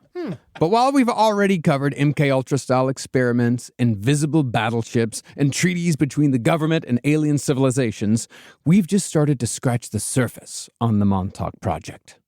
Now, the reason why we know about all of this in detail is because the man who co-authored Peter Moon's eponymous book about the conspiracy, he was also a scientist who claimed to have been a part of the Montauk Project for over a decade. This supposed whistleblower's name was Preston Nichols, and if you believe everything Preston had to say, which is asking a lot, he lived quite possibly one of the most interesting lives in human history. Preston Nichols is a pure example of an old school. I sent the boys the oldest school possible 3-hour-long documentary called Montauk Survivors, which was a VHS filmed talk between Al Bielek, Duncan Cameron, and Preston Nichols in just a house, right? Yeah. And I sent it to you just so you could get a taste of what conspiracy theory used to be like, Yeah, Eddie. and you can see the wives weren't there because they probably were never got married. I think that they were disappeared. They were disappeared. But Preston Nichols is the ultimate example of this man has said so many different lies, different stuff, different conspiracy theories that to this day, I have no idea what he did. Yeah. I didn't know really I don't know what was real or what was not was real. And that's an technically a compliment. Yeah. I'm like, because that's awesome. He's to be a fat fuck from Long Island and become a mystery is awesome. Yeah, I tried figuring it out too. Yeah, I had no idea what his real profession was throughout life. You know, he didn't really start coming out and talking about all this stuff until he was, in his 40s or 50s, something like that. Yeah, so as far as like what Preston Nichols was before he became an author that was published by the same house as Behold a Pale Horse, he's big question mark. Now, is he the guy who like claimed he was like an engineer that went to University of Tampa, but then he actually didn't go to the University of Tampa? Yes, this is one of the things that he said, yes. Okay, cool. But that's not his most illustrious credit. Well, Preston Nichols said that he was an electrical engineer and an inventor. He sadly left this world in 2018. But the story he imparted before his passing is an incredible one. And it was told, as Preston put it, despite brainwashing and threats to silence him. Supposedly, Preston Nichols discovered the truth behind the Montauk Project while doing telepathy research with psychics in the mid-'80s. He had found that psychics were having their powers suppressed by radio waves, and eventually he traced those waves directly to Montauk Point. Preston Nichols, however, soon discovered the truth, behind the lies, behind the truth, behind the lies, and figured out that he himself had been a key figure in the Montauk Project, but his memories had been wiped after the project was shut down using technology of his own making. Can I ask a question? Please. Sure. If his memories were wiped by himself, how would he remember that? He was also a powerful hypnotist. See, He could hypnotize himself and other people. And he also asked other people, and there were many people that told him many things. And also, he asked this other guy that we're going to get into next episode. And this other guy, Duncan Cameron, he could commune with aliens and channel with aliens. And these aliens were also some of the ones that worked with the Montauk Project. And these aliens all told Preston Cameron a lot of stuff, who told this guy, Preston Nichols, a lot of stuff. And then Preston Nichols is like, oh, yeah, that's definitely what happened. So Preston Nichols remembered nothing, but someone told him that he did this, and he was like, yeah. Well, no, what happened? Well, then then it all came flooding back, right? And then we have the real, explanation right here, Marcus. Okay. Now, according to Preston's co-author, Peter Moon, Preston occupies non-linear space, which means that he is operating on a consciousness not regulated by linear thought. Can't be controlled, can't be contained, man. Therefore, his memories and experiences do not always conform to linear applications. Yeah, dude, like taxes and work. Which is a nice way of saying that it appears as if he's lying quite often. It's hard for him not to lie. He was put into two separate spaces because time isn't real. Okay? And reality isn't real. Additionally, Preston himself wrote that while people have been quick to call his writing science fiction, that does not make him unhappy, because he is aware that what he writes about is controversial. Not many people are ready to accept what I have to say and the types of truths that I have, because the truths sometimes they're so confusing and they're so not real that you'd be crazed to think that it's not the truth, but actually the truth can be not real. Reality not being real is a very contradictory sentence. Exactly. It sounds like some fat guy's getting it. Are you not real too? Because I ain't real. I'm not fucking real except when I'm ordering my pizza, and then I'm fucking present. All right? You show up with that fucking shit. That's some linear application I will fucking apply to. Well, Preston Nichols also claims that his work has been ripped off by Hollywood countless times for TV shows and movies. It has! Although the Hollywood elites have done it quite cleverly, so as to make lawsuits difficult, if not impossible. Also, I'm a bit not liquid at the moment. Yeah, specifically, Preston claimed that the shows Farscape and Sliders were both based off his work. They definitely were. Sliders? Yeah. This is Sliders, dude. No, this is not Sliders. This is kind of Sliders. This is Sliders if there were actual sliders involved. Yes. The sandwiches. Yeah. This is a legitimate, this is Sliders. No, Sliders is Jerry O'Connell is a brilliant science student working in his basement. Replace him with Preston Nichols. Yeah. That's who it's supposed to be. It's That's not it. No, you just cut me off before I can tell the actual story, which is nowhere near Preston Nichols' actual story. Yeah, it's with Jerry O'Connell. Jerry was O'Connell. a tiny burger. here. No, he built Confusion. he built a dimensional hopping device in his basement, and then he somehow brought in his professor, the girl that he worked with at the store, and a random soul singer who happened to just be driving by at the time, and then they started hopping dimensions together using the sliding device. I know you're talking about sliders, but Rob's just put up a bunch of pictures of actual sliders. Yeah. And I'm actually super hungry just looking at it. That's actually a great looking set of I sliders. haven't really- had sliders in so long. There should be more sliders around. When we go to Detroit, we should go to there's a restaurant that only serves sliders. Really? And of different meats. Fuck yes. Yeah, buddy. That's what I'm saying. This is the best part of this whole episode. Oh, yeah, dude. I'm talking about, let's cut it now. Yeah. Talk about When are we gonna sliders. start talking about potato skins. But before we get into Preston Nichols' biography completely, I will warn you that it does sort of feel, his autobiography, it does sort of feel like talking to an annoying friend who tries to one-up everything you say with a story that's 10 times more impressive and clearly untrue at every turn. He's the type of person that I honestly can't stand, that does the thing where he corrects you on something so minute in a sea of other garbage, right? It was like a whole thing where like I was in the middle of this 3-hour thing. They're having this like long, dumb conversation about how like USS Eldridge, is it considered a battleship or stuff? And he has to go like, it do smoke specs. It's a destroyer. And you're like, fuck you, man. It's not real. It's like, shut up. Stop trying to fucking just because you're log jamming for no reason. Yeah. So did the Eldridge, no one knows where the Eldridge is now? No, the Eldridge, I believe it existed. I believe it was a real battleship. They wasn't had to pull Or it apart. Destroyer. They had to pull it apart. Yeah. And they had to do the other parts because obviously all the boys were trapped in it. So they had to pull it apart and they used that steel for other things. Well, now from what it seems like, Preston Nichols saw himself as somewhat chosen for high strangeness, as he described having his first encounter with aliens when he was just 5 or 6 years old. He saw many more UFOs over the years and tried to capture them on film and camera, but he claimed that each time the footage would go missing or it would corrupt itself. This, Preston believed, was proof that the government had him under surveillance since childhood. Now, Preston was a sickly child, but all of Preston's health problems, including cerebral palsy, disappeared at around the age of 17. I grew up out of it. I just, honestly, I was over it. I was so sick of it. I was like, oh, I'm stiff. You know what? I'm going to stretch. Next thing you know, I'm fine. This is fine.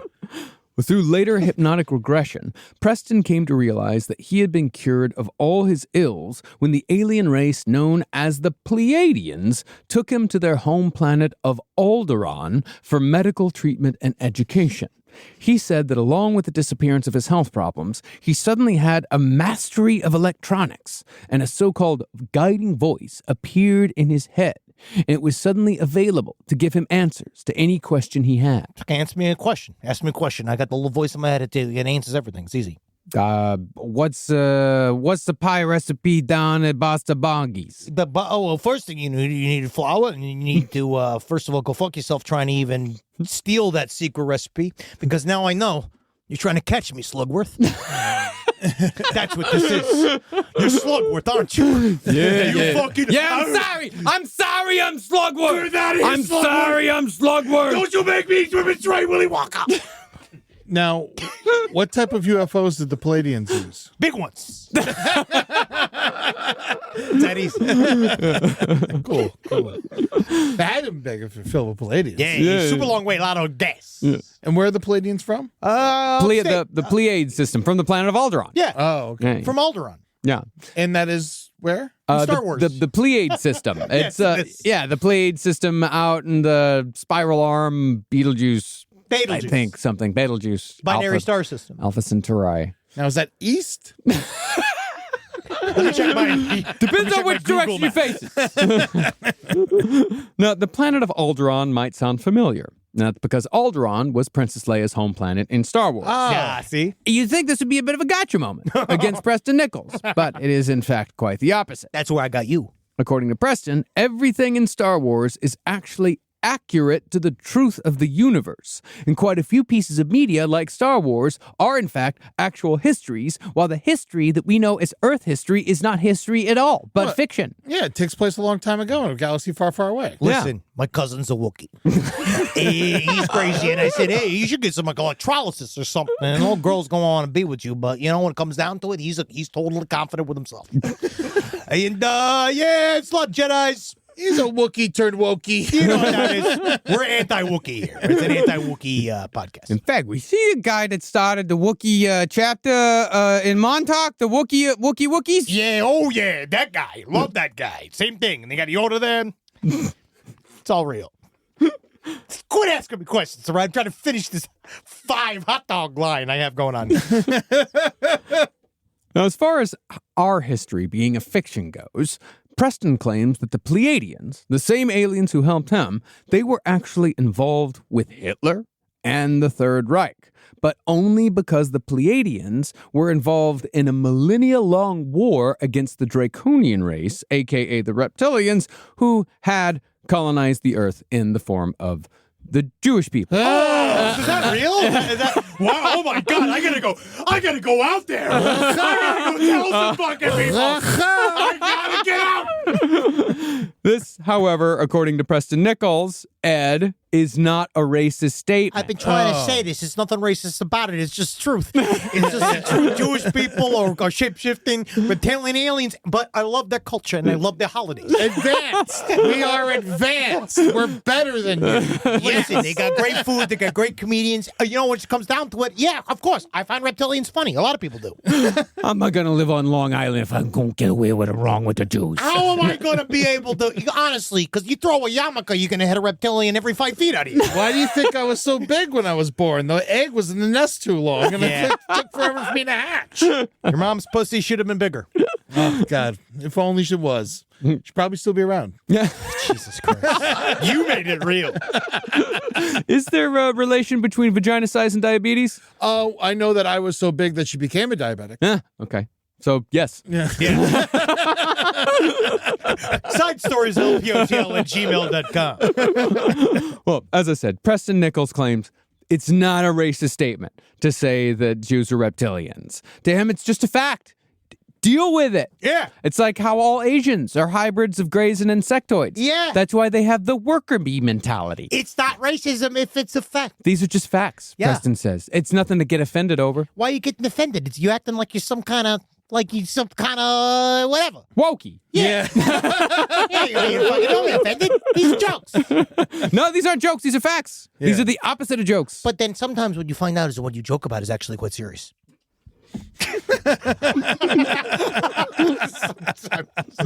Now, supposedly, the Nazis agreed to a technology exchange with the Pleiadians, and the Nazis offered up people in concentration camps as alien experiment subjects, most likely the communists and the gay people, because, I would imagine the Pleiadians already had plenty of reptilians.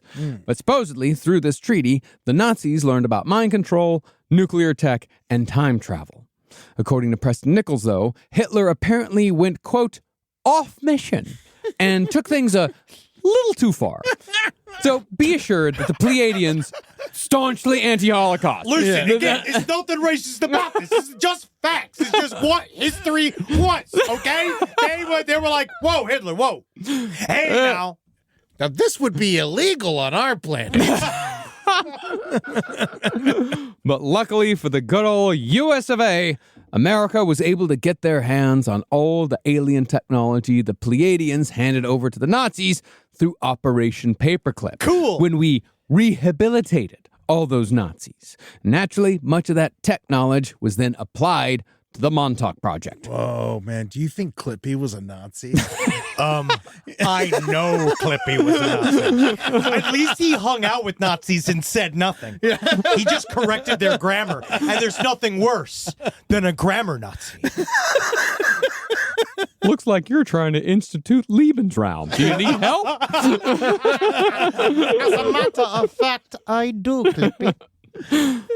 But now that we've had a bit of history, let's get back to the incredible life of Preston Nichols.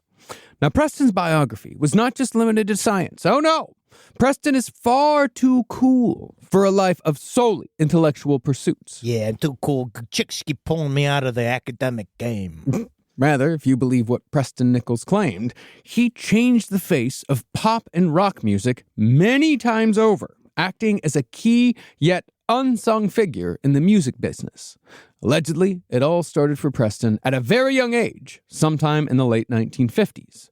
See, Preston claimed that his Cub Scout leader, a dude by the name of Cal Mann, recognized Preston's innate abilities in the field of electronics and took Preston to New York City when Preston was just 12 years old. I gotta tell you, Preston, I saw you. You were playing with that radio, and I just knew that must be his second language. Thank you, Mr. Man. Yeah, you're right. Hey there, little boy. I can't even know what you're really good at. Tying them knots. You want to go see a Broadway play with your favorite Cub Scout leader? All you got to do is sit on my lap here. It's called time travel training. We're going to turn whittling into diddling. Have you ever heard of a little thing called the twist? I'm going to do it on you. We'll get your insertion patch. Oh, yeah, that's your big gaper patch. His little ball dilated 4 centimeters. I'm a man scout. Man Scout. Well, Preston had an interest in music, and he had supposedly built a special recording device at the age of 12 that was able to tap into the esoteric principles of any song, thereby amplifying how well it could connect to an audience. Cal Mann was a musician, Preston wrote, who was better known by his stage name, Chubby Checker. Yep. And the song Preston supposedly used his new equipment to record was The Twist. Yep. Absolutely. He's the only one who can hear me do it. So hold on. This guy my Chubby claimed Checker impression, he by was the way. Chubby Checker. No. Preston claimed that Chubby Checker was his Cub Scout leader.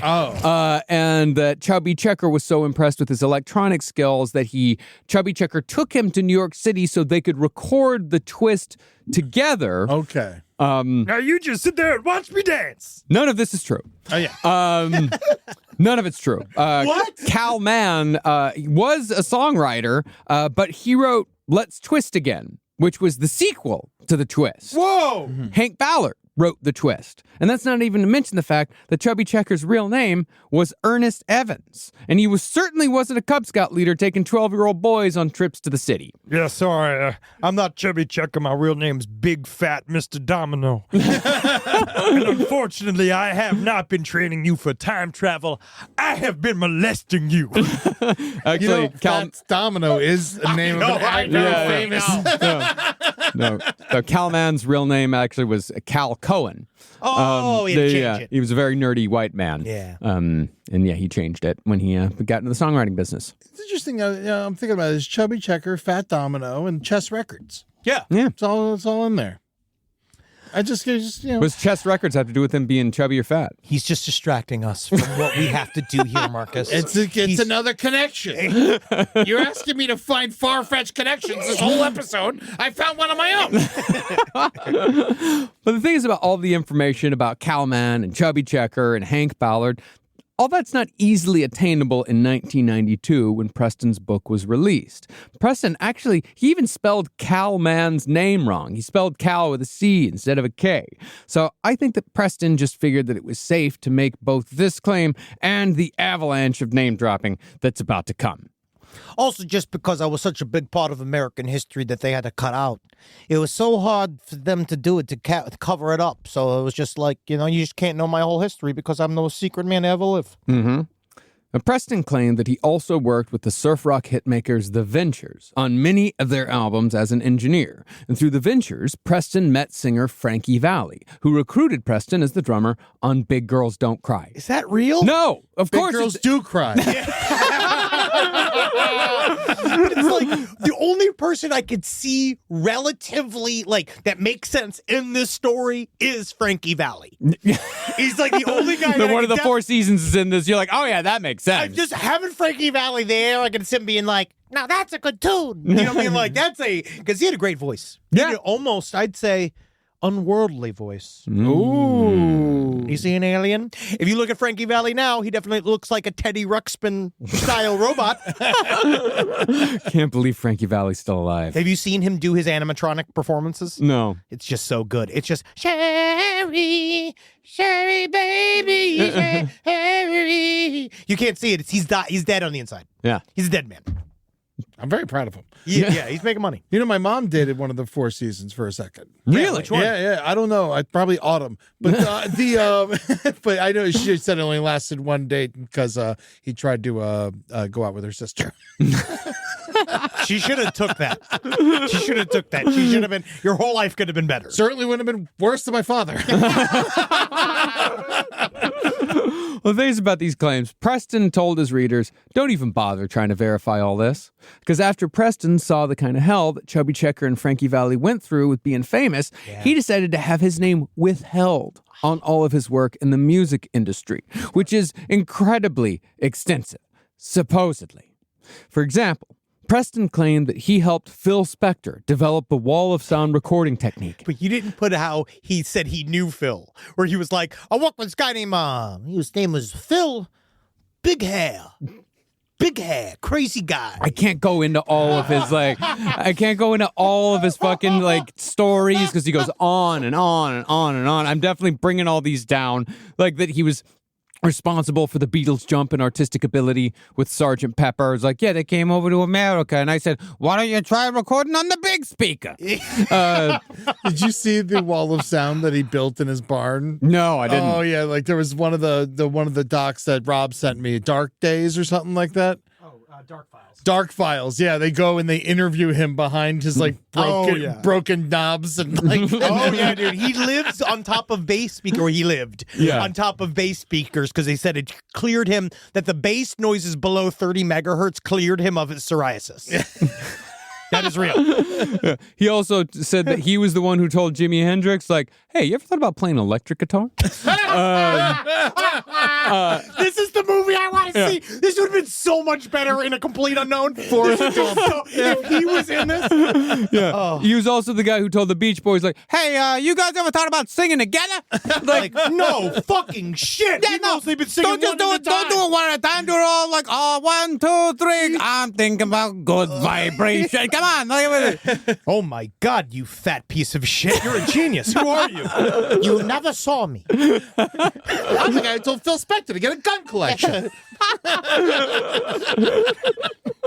Well, Preston also claimed that he was not only the one who recorded Light My Fire by The Doors, but that he was personal friends with Jim Morrison. And it was actually Preston Nichols who taught Jim Morrison how to perform live. Before that, Jim Morrison just stared at the wall. Honestly, I was the one who said, Jim, pull your dick out. They're going to love it. It's going to cause a moment. All right? You got the snooze for it? I want you to go out there and you flap it around. I was the one who said, hey, Jim, you ever thought about singing about fucking your mother? Hey, you ever trying to think about fucking your mother? No, Write a song about just it? sing about it. Hey, 2 words. Lizard King. Just made that up. Just thought of that. That's you. Done, right? Lizard King, that's you. But interestingly, Morrison's story is actually related to another character from pop culture who also plays a role in Preston's history. Apparently, one of the most powerful psychic and esoteric minds on Earth belongs to the actor Mark Hamill. But Mark actually started in the music business, according to Preston. Preston claimed to have met Mark Hamill through Chubby Checker and Frankie Valli, because Mark Hamill was writing songs for other people without taking credit with his brother Chuck as far back as 1967.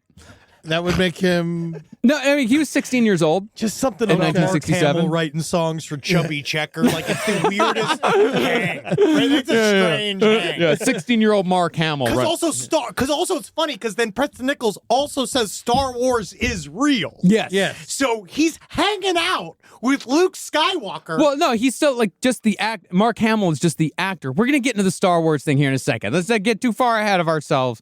At the age of 16, Hamill supposedly supposedly wrote and recorded Beg, Borrow, and Steal and released it under the name of the Ohio Express. Oh, damn! No word, however, as to if Hamill also wrote the Ohio Express's other hit, Yummy, Yummy, Yummy, I've got love in my tummy and I feel like loving you. Actually, I think that was the guy that played Obi-Wan. Alec Guinness. Okay, yeah. He did it. Or as one of the Montauk boys who was forced to have a yummy tummy. Ooh, yeah, he is. Yeah, he does. Let me get some. But the connection to the Doors here is that Preston claims that Mark Hamill actually wrote most of Jim Morrison's poetry. That's why although it sucks. that's really not as big of a credit as I think Preston Nichols thought it was. Like, I really don't do this to Mark Hamill.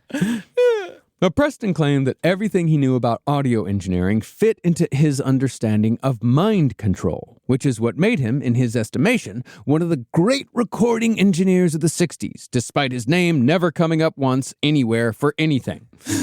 See, Preston claimed that sound waves held electromagnetic power, and his later work on the Montauk Project dealt with similar energies, as the Montauk Project was all about harnessing frequencies to control minds and shape realities. It was the music business, Preston said, where all these possibilities were opened up. It's an interesting idea. In fact, Preston was certain that the psychic implanting of messages into pop and rock tunes is how the Montauk Project was eventually able to lure in so many Montauk boys to be experimented upon. Have you ever thought about Billy Joel possibly being a Montauk Project candidate? Ooh. Oh, my God. Was Billy Joel... Piano Man. No. Scenes from an Italian restaurant. There's no way that was made by all this Nazi technology. Yeah, but Do sometimes... you mean to tell me that The Stranger was inspired by the Nazis? Well, it took only the mean Montauk boys lived. And that's why only the good die young. Wow. Billy Joel. And Billy Joel hasn't talked about it once, and that's how you know he's a part of it, because he doesn't remember. Yeah, that's true. Isn't it? I want to find his chubby little hands, and I want to find out. I want to go to Montauk and find him on his, because I think he's only legally allowed to drive a golf cart now. Yeah. And so I feel like I think it'd be easy to find him. What do you think happens to those two people that get brought from the back row to the front at every Madison Square Garden Billy Joel concert? Do you think those people just go home? Wow. Do you think Billy Joel's doing that out of the kindness of his fucking heart? No. Wow. No. Candidates for the time travel program. Yeah. No fucking shit. MSG's it's a slave market. Right. They got to provide a bottle of red and a bottle of white, and of course, that's blood and cum. Wow. Or plasma. But in addition to being an unsung hero in the recording industry, Preston also claims movie credits by saying that he was the one who convinced George Lucas to cast his friend Mark Hamill in the role of Luke Skywalker. No shit. As such, Preston said that he was present during the filming of Star Wars, every single scene, and that two psychics were present during all takes. In Preston's view, Star Wars was so popular because Lucas had instructed the psychics to implant psychic messages onto the film itself to make people like it more. Additionally, Preston claimed that he was the one who gave George Lucas the idea for the Force. And later, Preston claimed that he used his extensive knowledge of sound to not only develop THX, but also mix sound for The Empire Strikes Back. Wow! Yeah. Wow! No, at this point, like when I'm reading it, it's like I'm just like it's like I can just tell the fucking weirdo that I'm stuck on the train with. And, and that's the thing is what's crazy is that you'd even be described. The psychics will cook and lunch. We're in Tangier. Yeah. We got the Jedis over there, and the Wow. whole time I'm just thinking, Mark could be skinnier. And then me and George, we had a little sidebar. You and we were George. me and George go way back. Yeah. And- George Lucas. and George. And we were hanging out, and then, Obi was working on that new sequel to The Twist. And the whole time, I'm like, this is going to be big. This movie's going to be big. Yeah. Bing bong. Okay, I get it. This is my stop. No! Let me tell you about what I did with Prague music. Stand clear of the closing doors, please. All right, see you later. I know it. I know Rick Ocasek. Now, by the early 70s, Preston had either stepped back from the music industry for a little bit, or he was splitting his time. Because starting around 1971, Preston began working for a military defense contractor on where else but Long Island. Preston said that he was hired to be on a team of scientists who were tasked with examining some so-called foreign material, foreign technology, which turned out to be a captured UFO. The craft was a typical disc-shaped flying saucer with no seams, no obvious buttons, and no controls. From what Preston was able to figure out from disassembling and reverse engineering the craft, however, it was operated not by conventional means, but by mind control, using psychic chairs powered by crystals. This guy's so lazy. It's just everything's like a powerful chair. You wait till next episode when it is all about powerful chairs. You trying to tell me that Fat Man from Long Island is not going to be passionate about chairs? When I'm in my lazy boy, I'm anything but. I'm a busy man because in this throne I can control so many things with my Long Island mind. I could get out of my psychic chair, But I don't need to. I don't need to, you dirty fuck. I can do it all right here because I'm sitting in this chair completely filled. Complete to the brim with raviolis. Come here, help I'm me not up. walking around because I got a bit of a cramp. This is Preston Nichols, by the way. I love this picture of him. We need to put this on social media. No, Preston's What? That's what that picture says. Again, audio medium. What? That's okay. If you could see the picture of him going, my blood pressure is what? Now, Preston's timeline can be difficult to suss out at times because he can be extremely vague and he jumps around a lot. But it seems like the defense contractor on Long Island that had hired him to reverse engineer this UFO, this defense contractor, was the Montauk Project. Because soon after he cracked the psychic chairs, he became a full part of the operation. We had to rebuild some of them because we needed to make them more weight bearing. Using the technology he'd gleaned from the mind-controlled UFO, Preston claimed that he was involved with the creation of a device that could send out thoughts from a giant transmitter. This device came to be known as the Montauk chair. It's not funny, Eddie. There's nothing funny about it. Nothing This funny is about the important. Montauk chair. There's not a single funny thing about this chair. For the fact that I mean, I know the Montauk chair also sounds like when you sit on the toilet too long because you have too much mozzarella. Yeah, like, oh shit, better go take a break on the Montauk chair. Being constipated because too much cheese. Now, a lot of the experiments in the Montauk Project would revolve around the Montauk chair. But in the beginning, Montauk boys would be sat in the chair while various radio waves, UHF waves, and microwaves of varying widths, pulse rates, and frequencies would bombard the Montauk boys' bodies, just to see what effect it would have on their psyches. Now, it was said that these waves could make a person sleep, cry, laugh, or be agitated, but it wasn't just the person in the chair who was affected. Supposedly, everyone on the base would get into a mood when the chair was turned on. Oh, yeah. So the brass began taking note of how powerful this thing could be. See, the chair was attached to that radar I mentioned earlier, the SAGE array, which, if you'll remember, was one of the big selling points for the military to turn the Phoenix Project into the Montauk Project. The SAGE array operated at just the right radio frequency to access the human mind.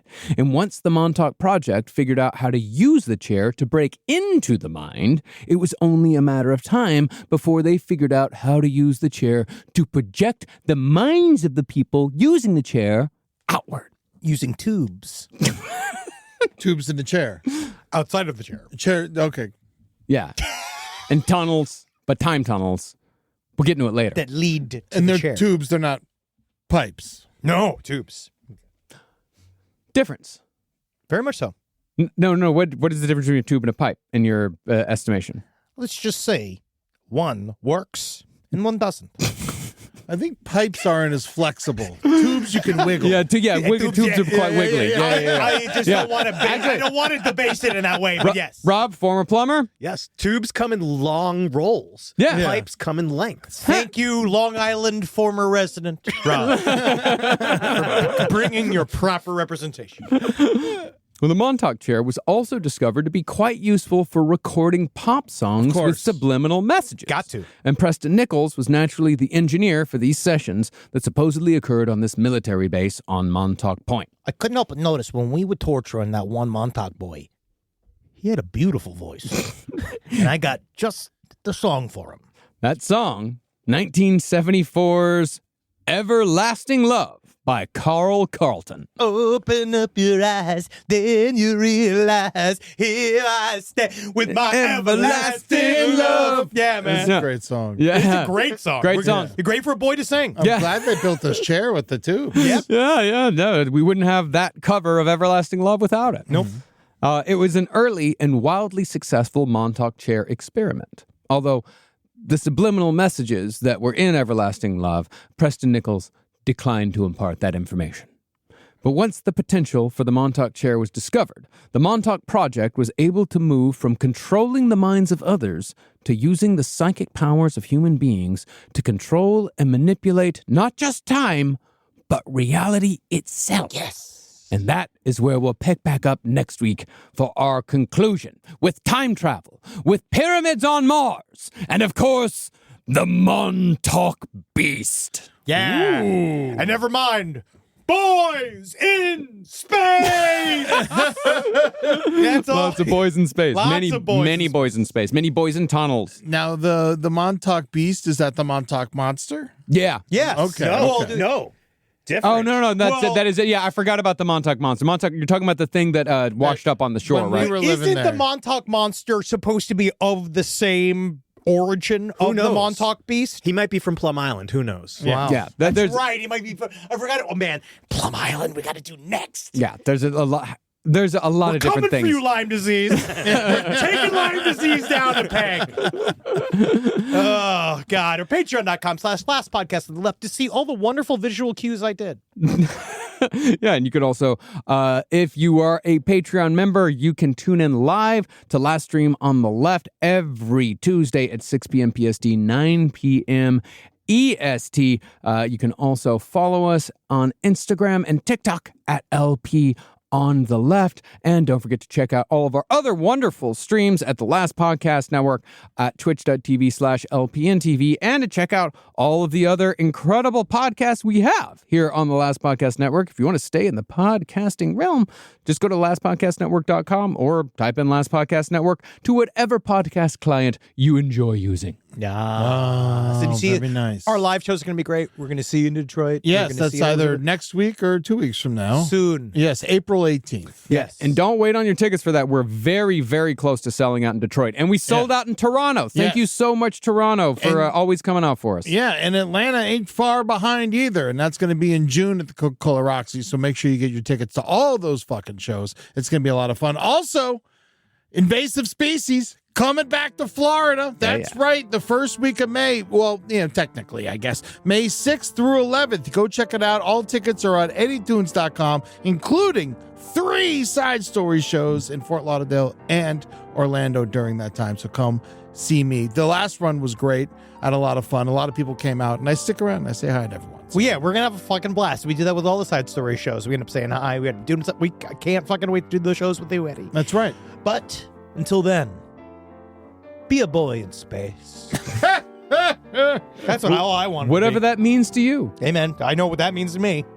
Huge fucking bowl and sit in the tub. Fuck yeah, man. Rock and roll, dude. You do that, man? I mean, I'm doing tub life now. I used to. I'm in there now. Yeah, I don't tub, but I definitely toilet bowl. Yeah. Yeah. I gotta start smoking blunts on the toilet again. It's been a while. I miss it. Yeah. The thing is, once you start wiping though, you gotta finish the blunt. Yeah, everyone's upset. Hmm. Well, yeah, it's hard to share. Hail Satan. Sorry, I just got distracted by the whole blunt and the wiping thing. Yeah, sure, of course. Hail Geen. Hail Mark Hamill. Yeah. He doesn't deserve any of it. Yes. Neither does Dr. John von Neumann. I also feel like more people need to honestly hit up Mark Hamill about this. Yes. Like, Yeah, he ask needs him to about know how deeply involved in this he Come is. on the show. Oh, I'd love to. He needs to know that there's a whole world of he's just He's going to be so excited to know Star Wars is real. Yeah. Yeah, and if you want to come on the show and personally thank Preston, I think the family would appreciate it. They'd really appreciate it. But he didn't have any family. No. Because you can't have a family when there's truth involved. Well, the guy who has a giant pot on his head that lives on his property, I'm sure will be thankful. Bye, fuckers. This podcast is supported by Nurtec ODT, Rimegepant. We know you didn't ask for an interruption, but migraine doesn't wait for the right moment to interrupt either. It just barges in, takes your time, and throws everything off. So when migraine takes your time, take Nurtec. It's for the acute treatment of migraine with or without aura in adults. Nurtec can provide pain relief in 2 hours, which can last up to 2 days. Ask your healthcare provider if Nurtec is right for you, because your time is for you, not migraine. Don't take if allergic to Nurtec ODT. Allergic reactions can occur even days after use. Get help right away for trouble breathing, rash, swelling of face, mouth, tongue, or throat. High blood pressure and Raynaud syndrome can occur. Get help for high blood pressure, numbness, coolness, pain, or color changes in fingers and toes. Common side effect is nausea. For full prescribing information, call 1-833-4-NURTEC or visit Nurtec.com. All right, back to your podcast, playlist, or whatever's keeping you going today.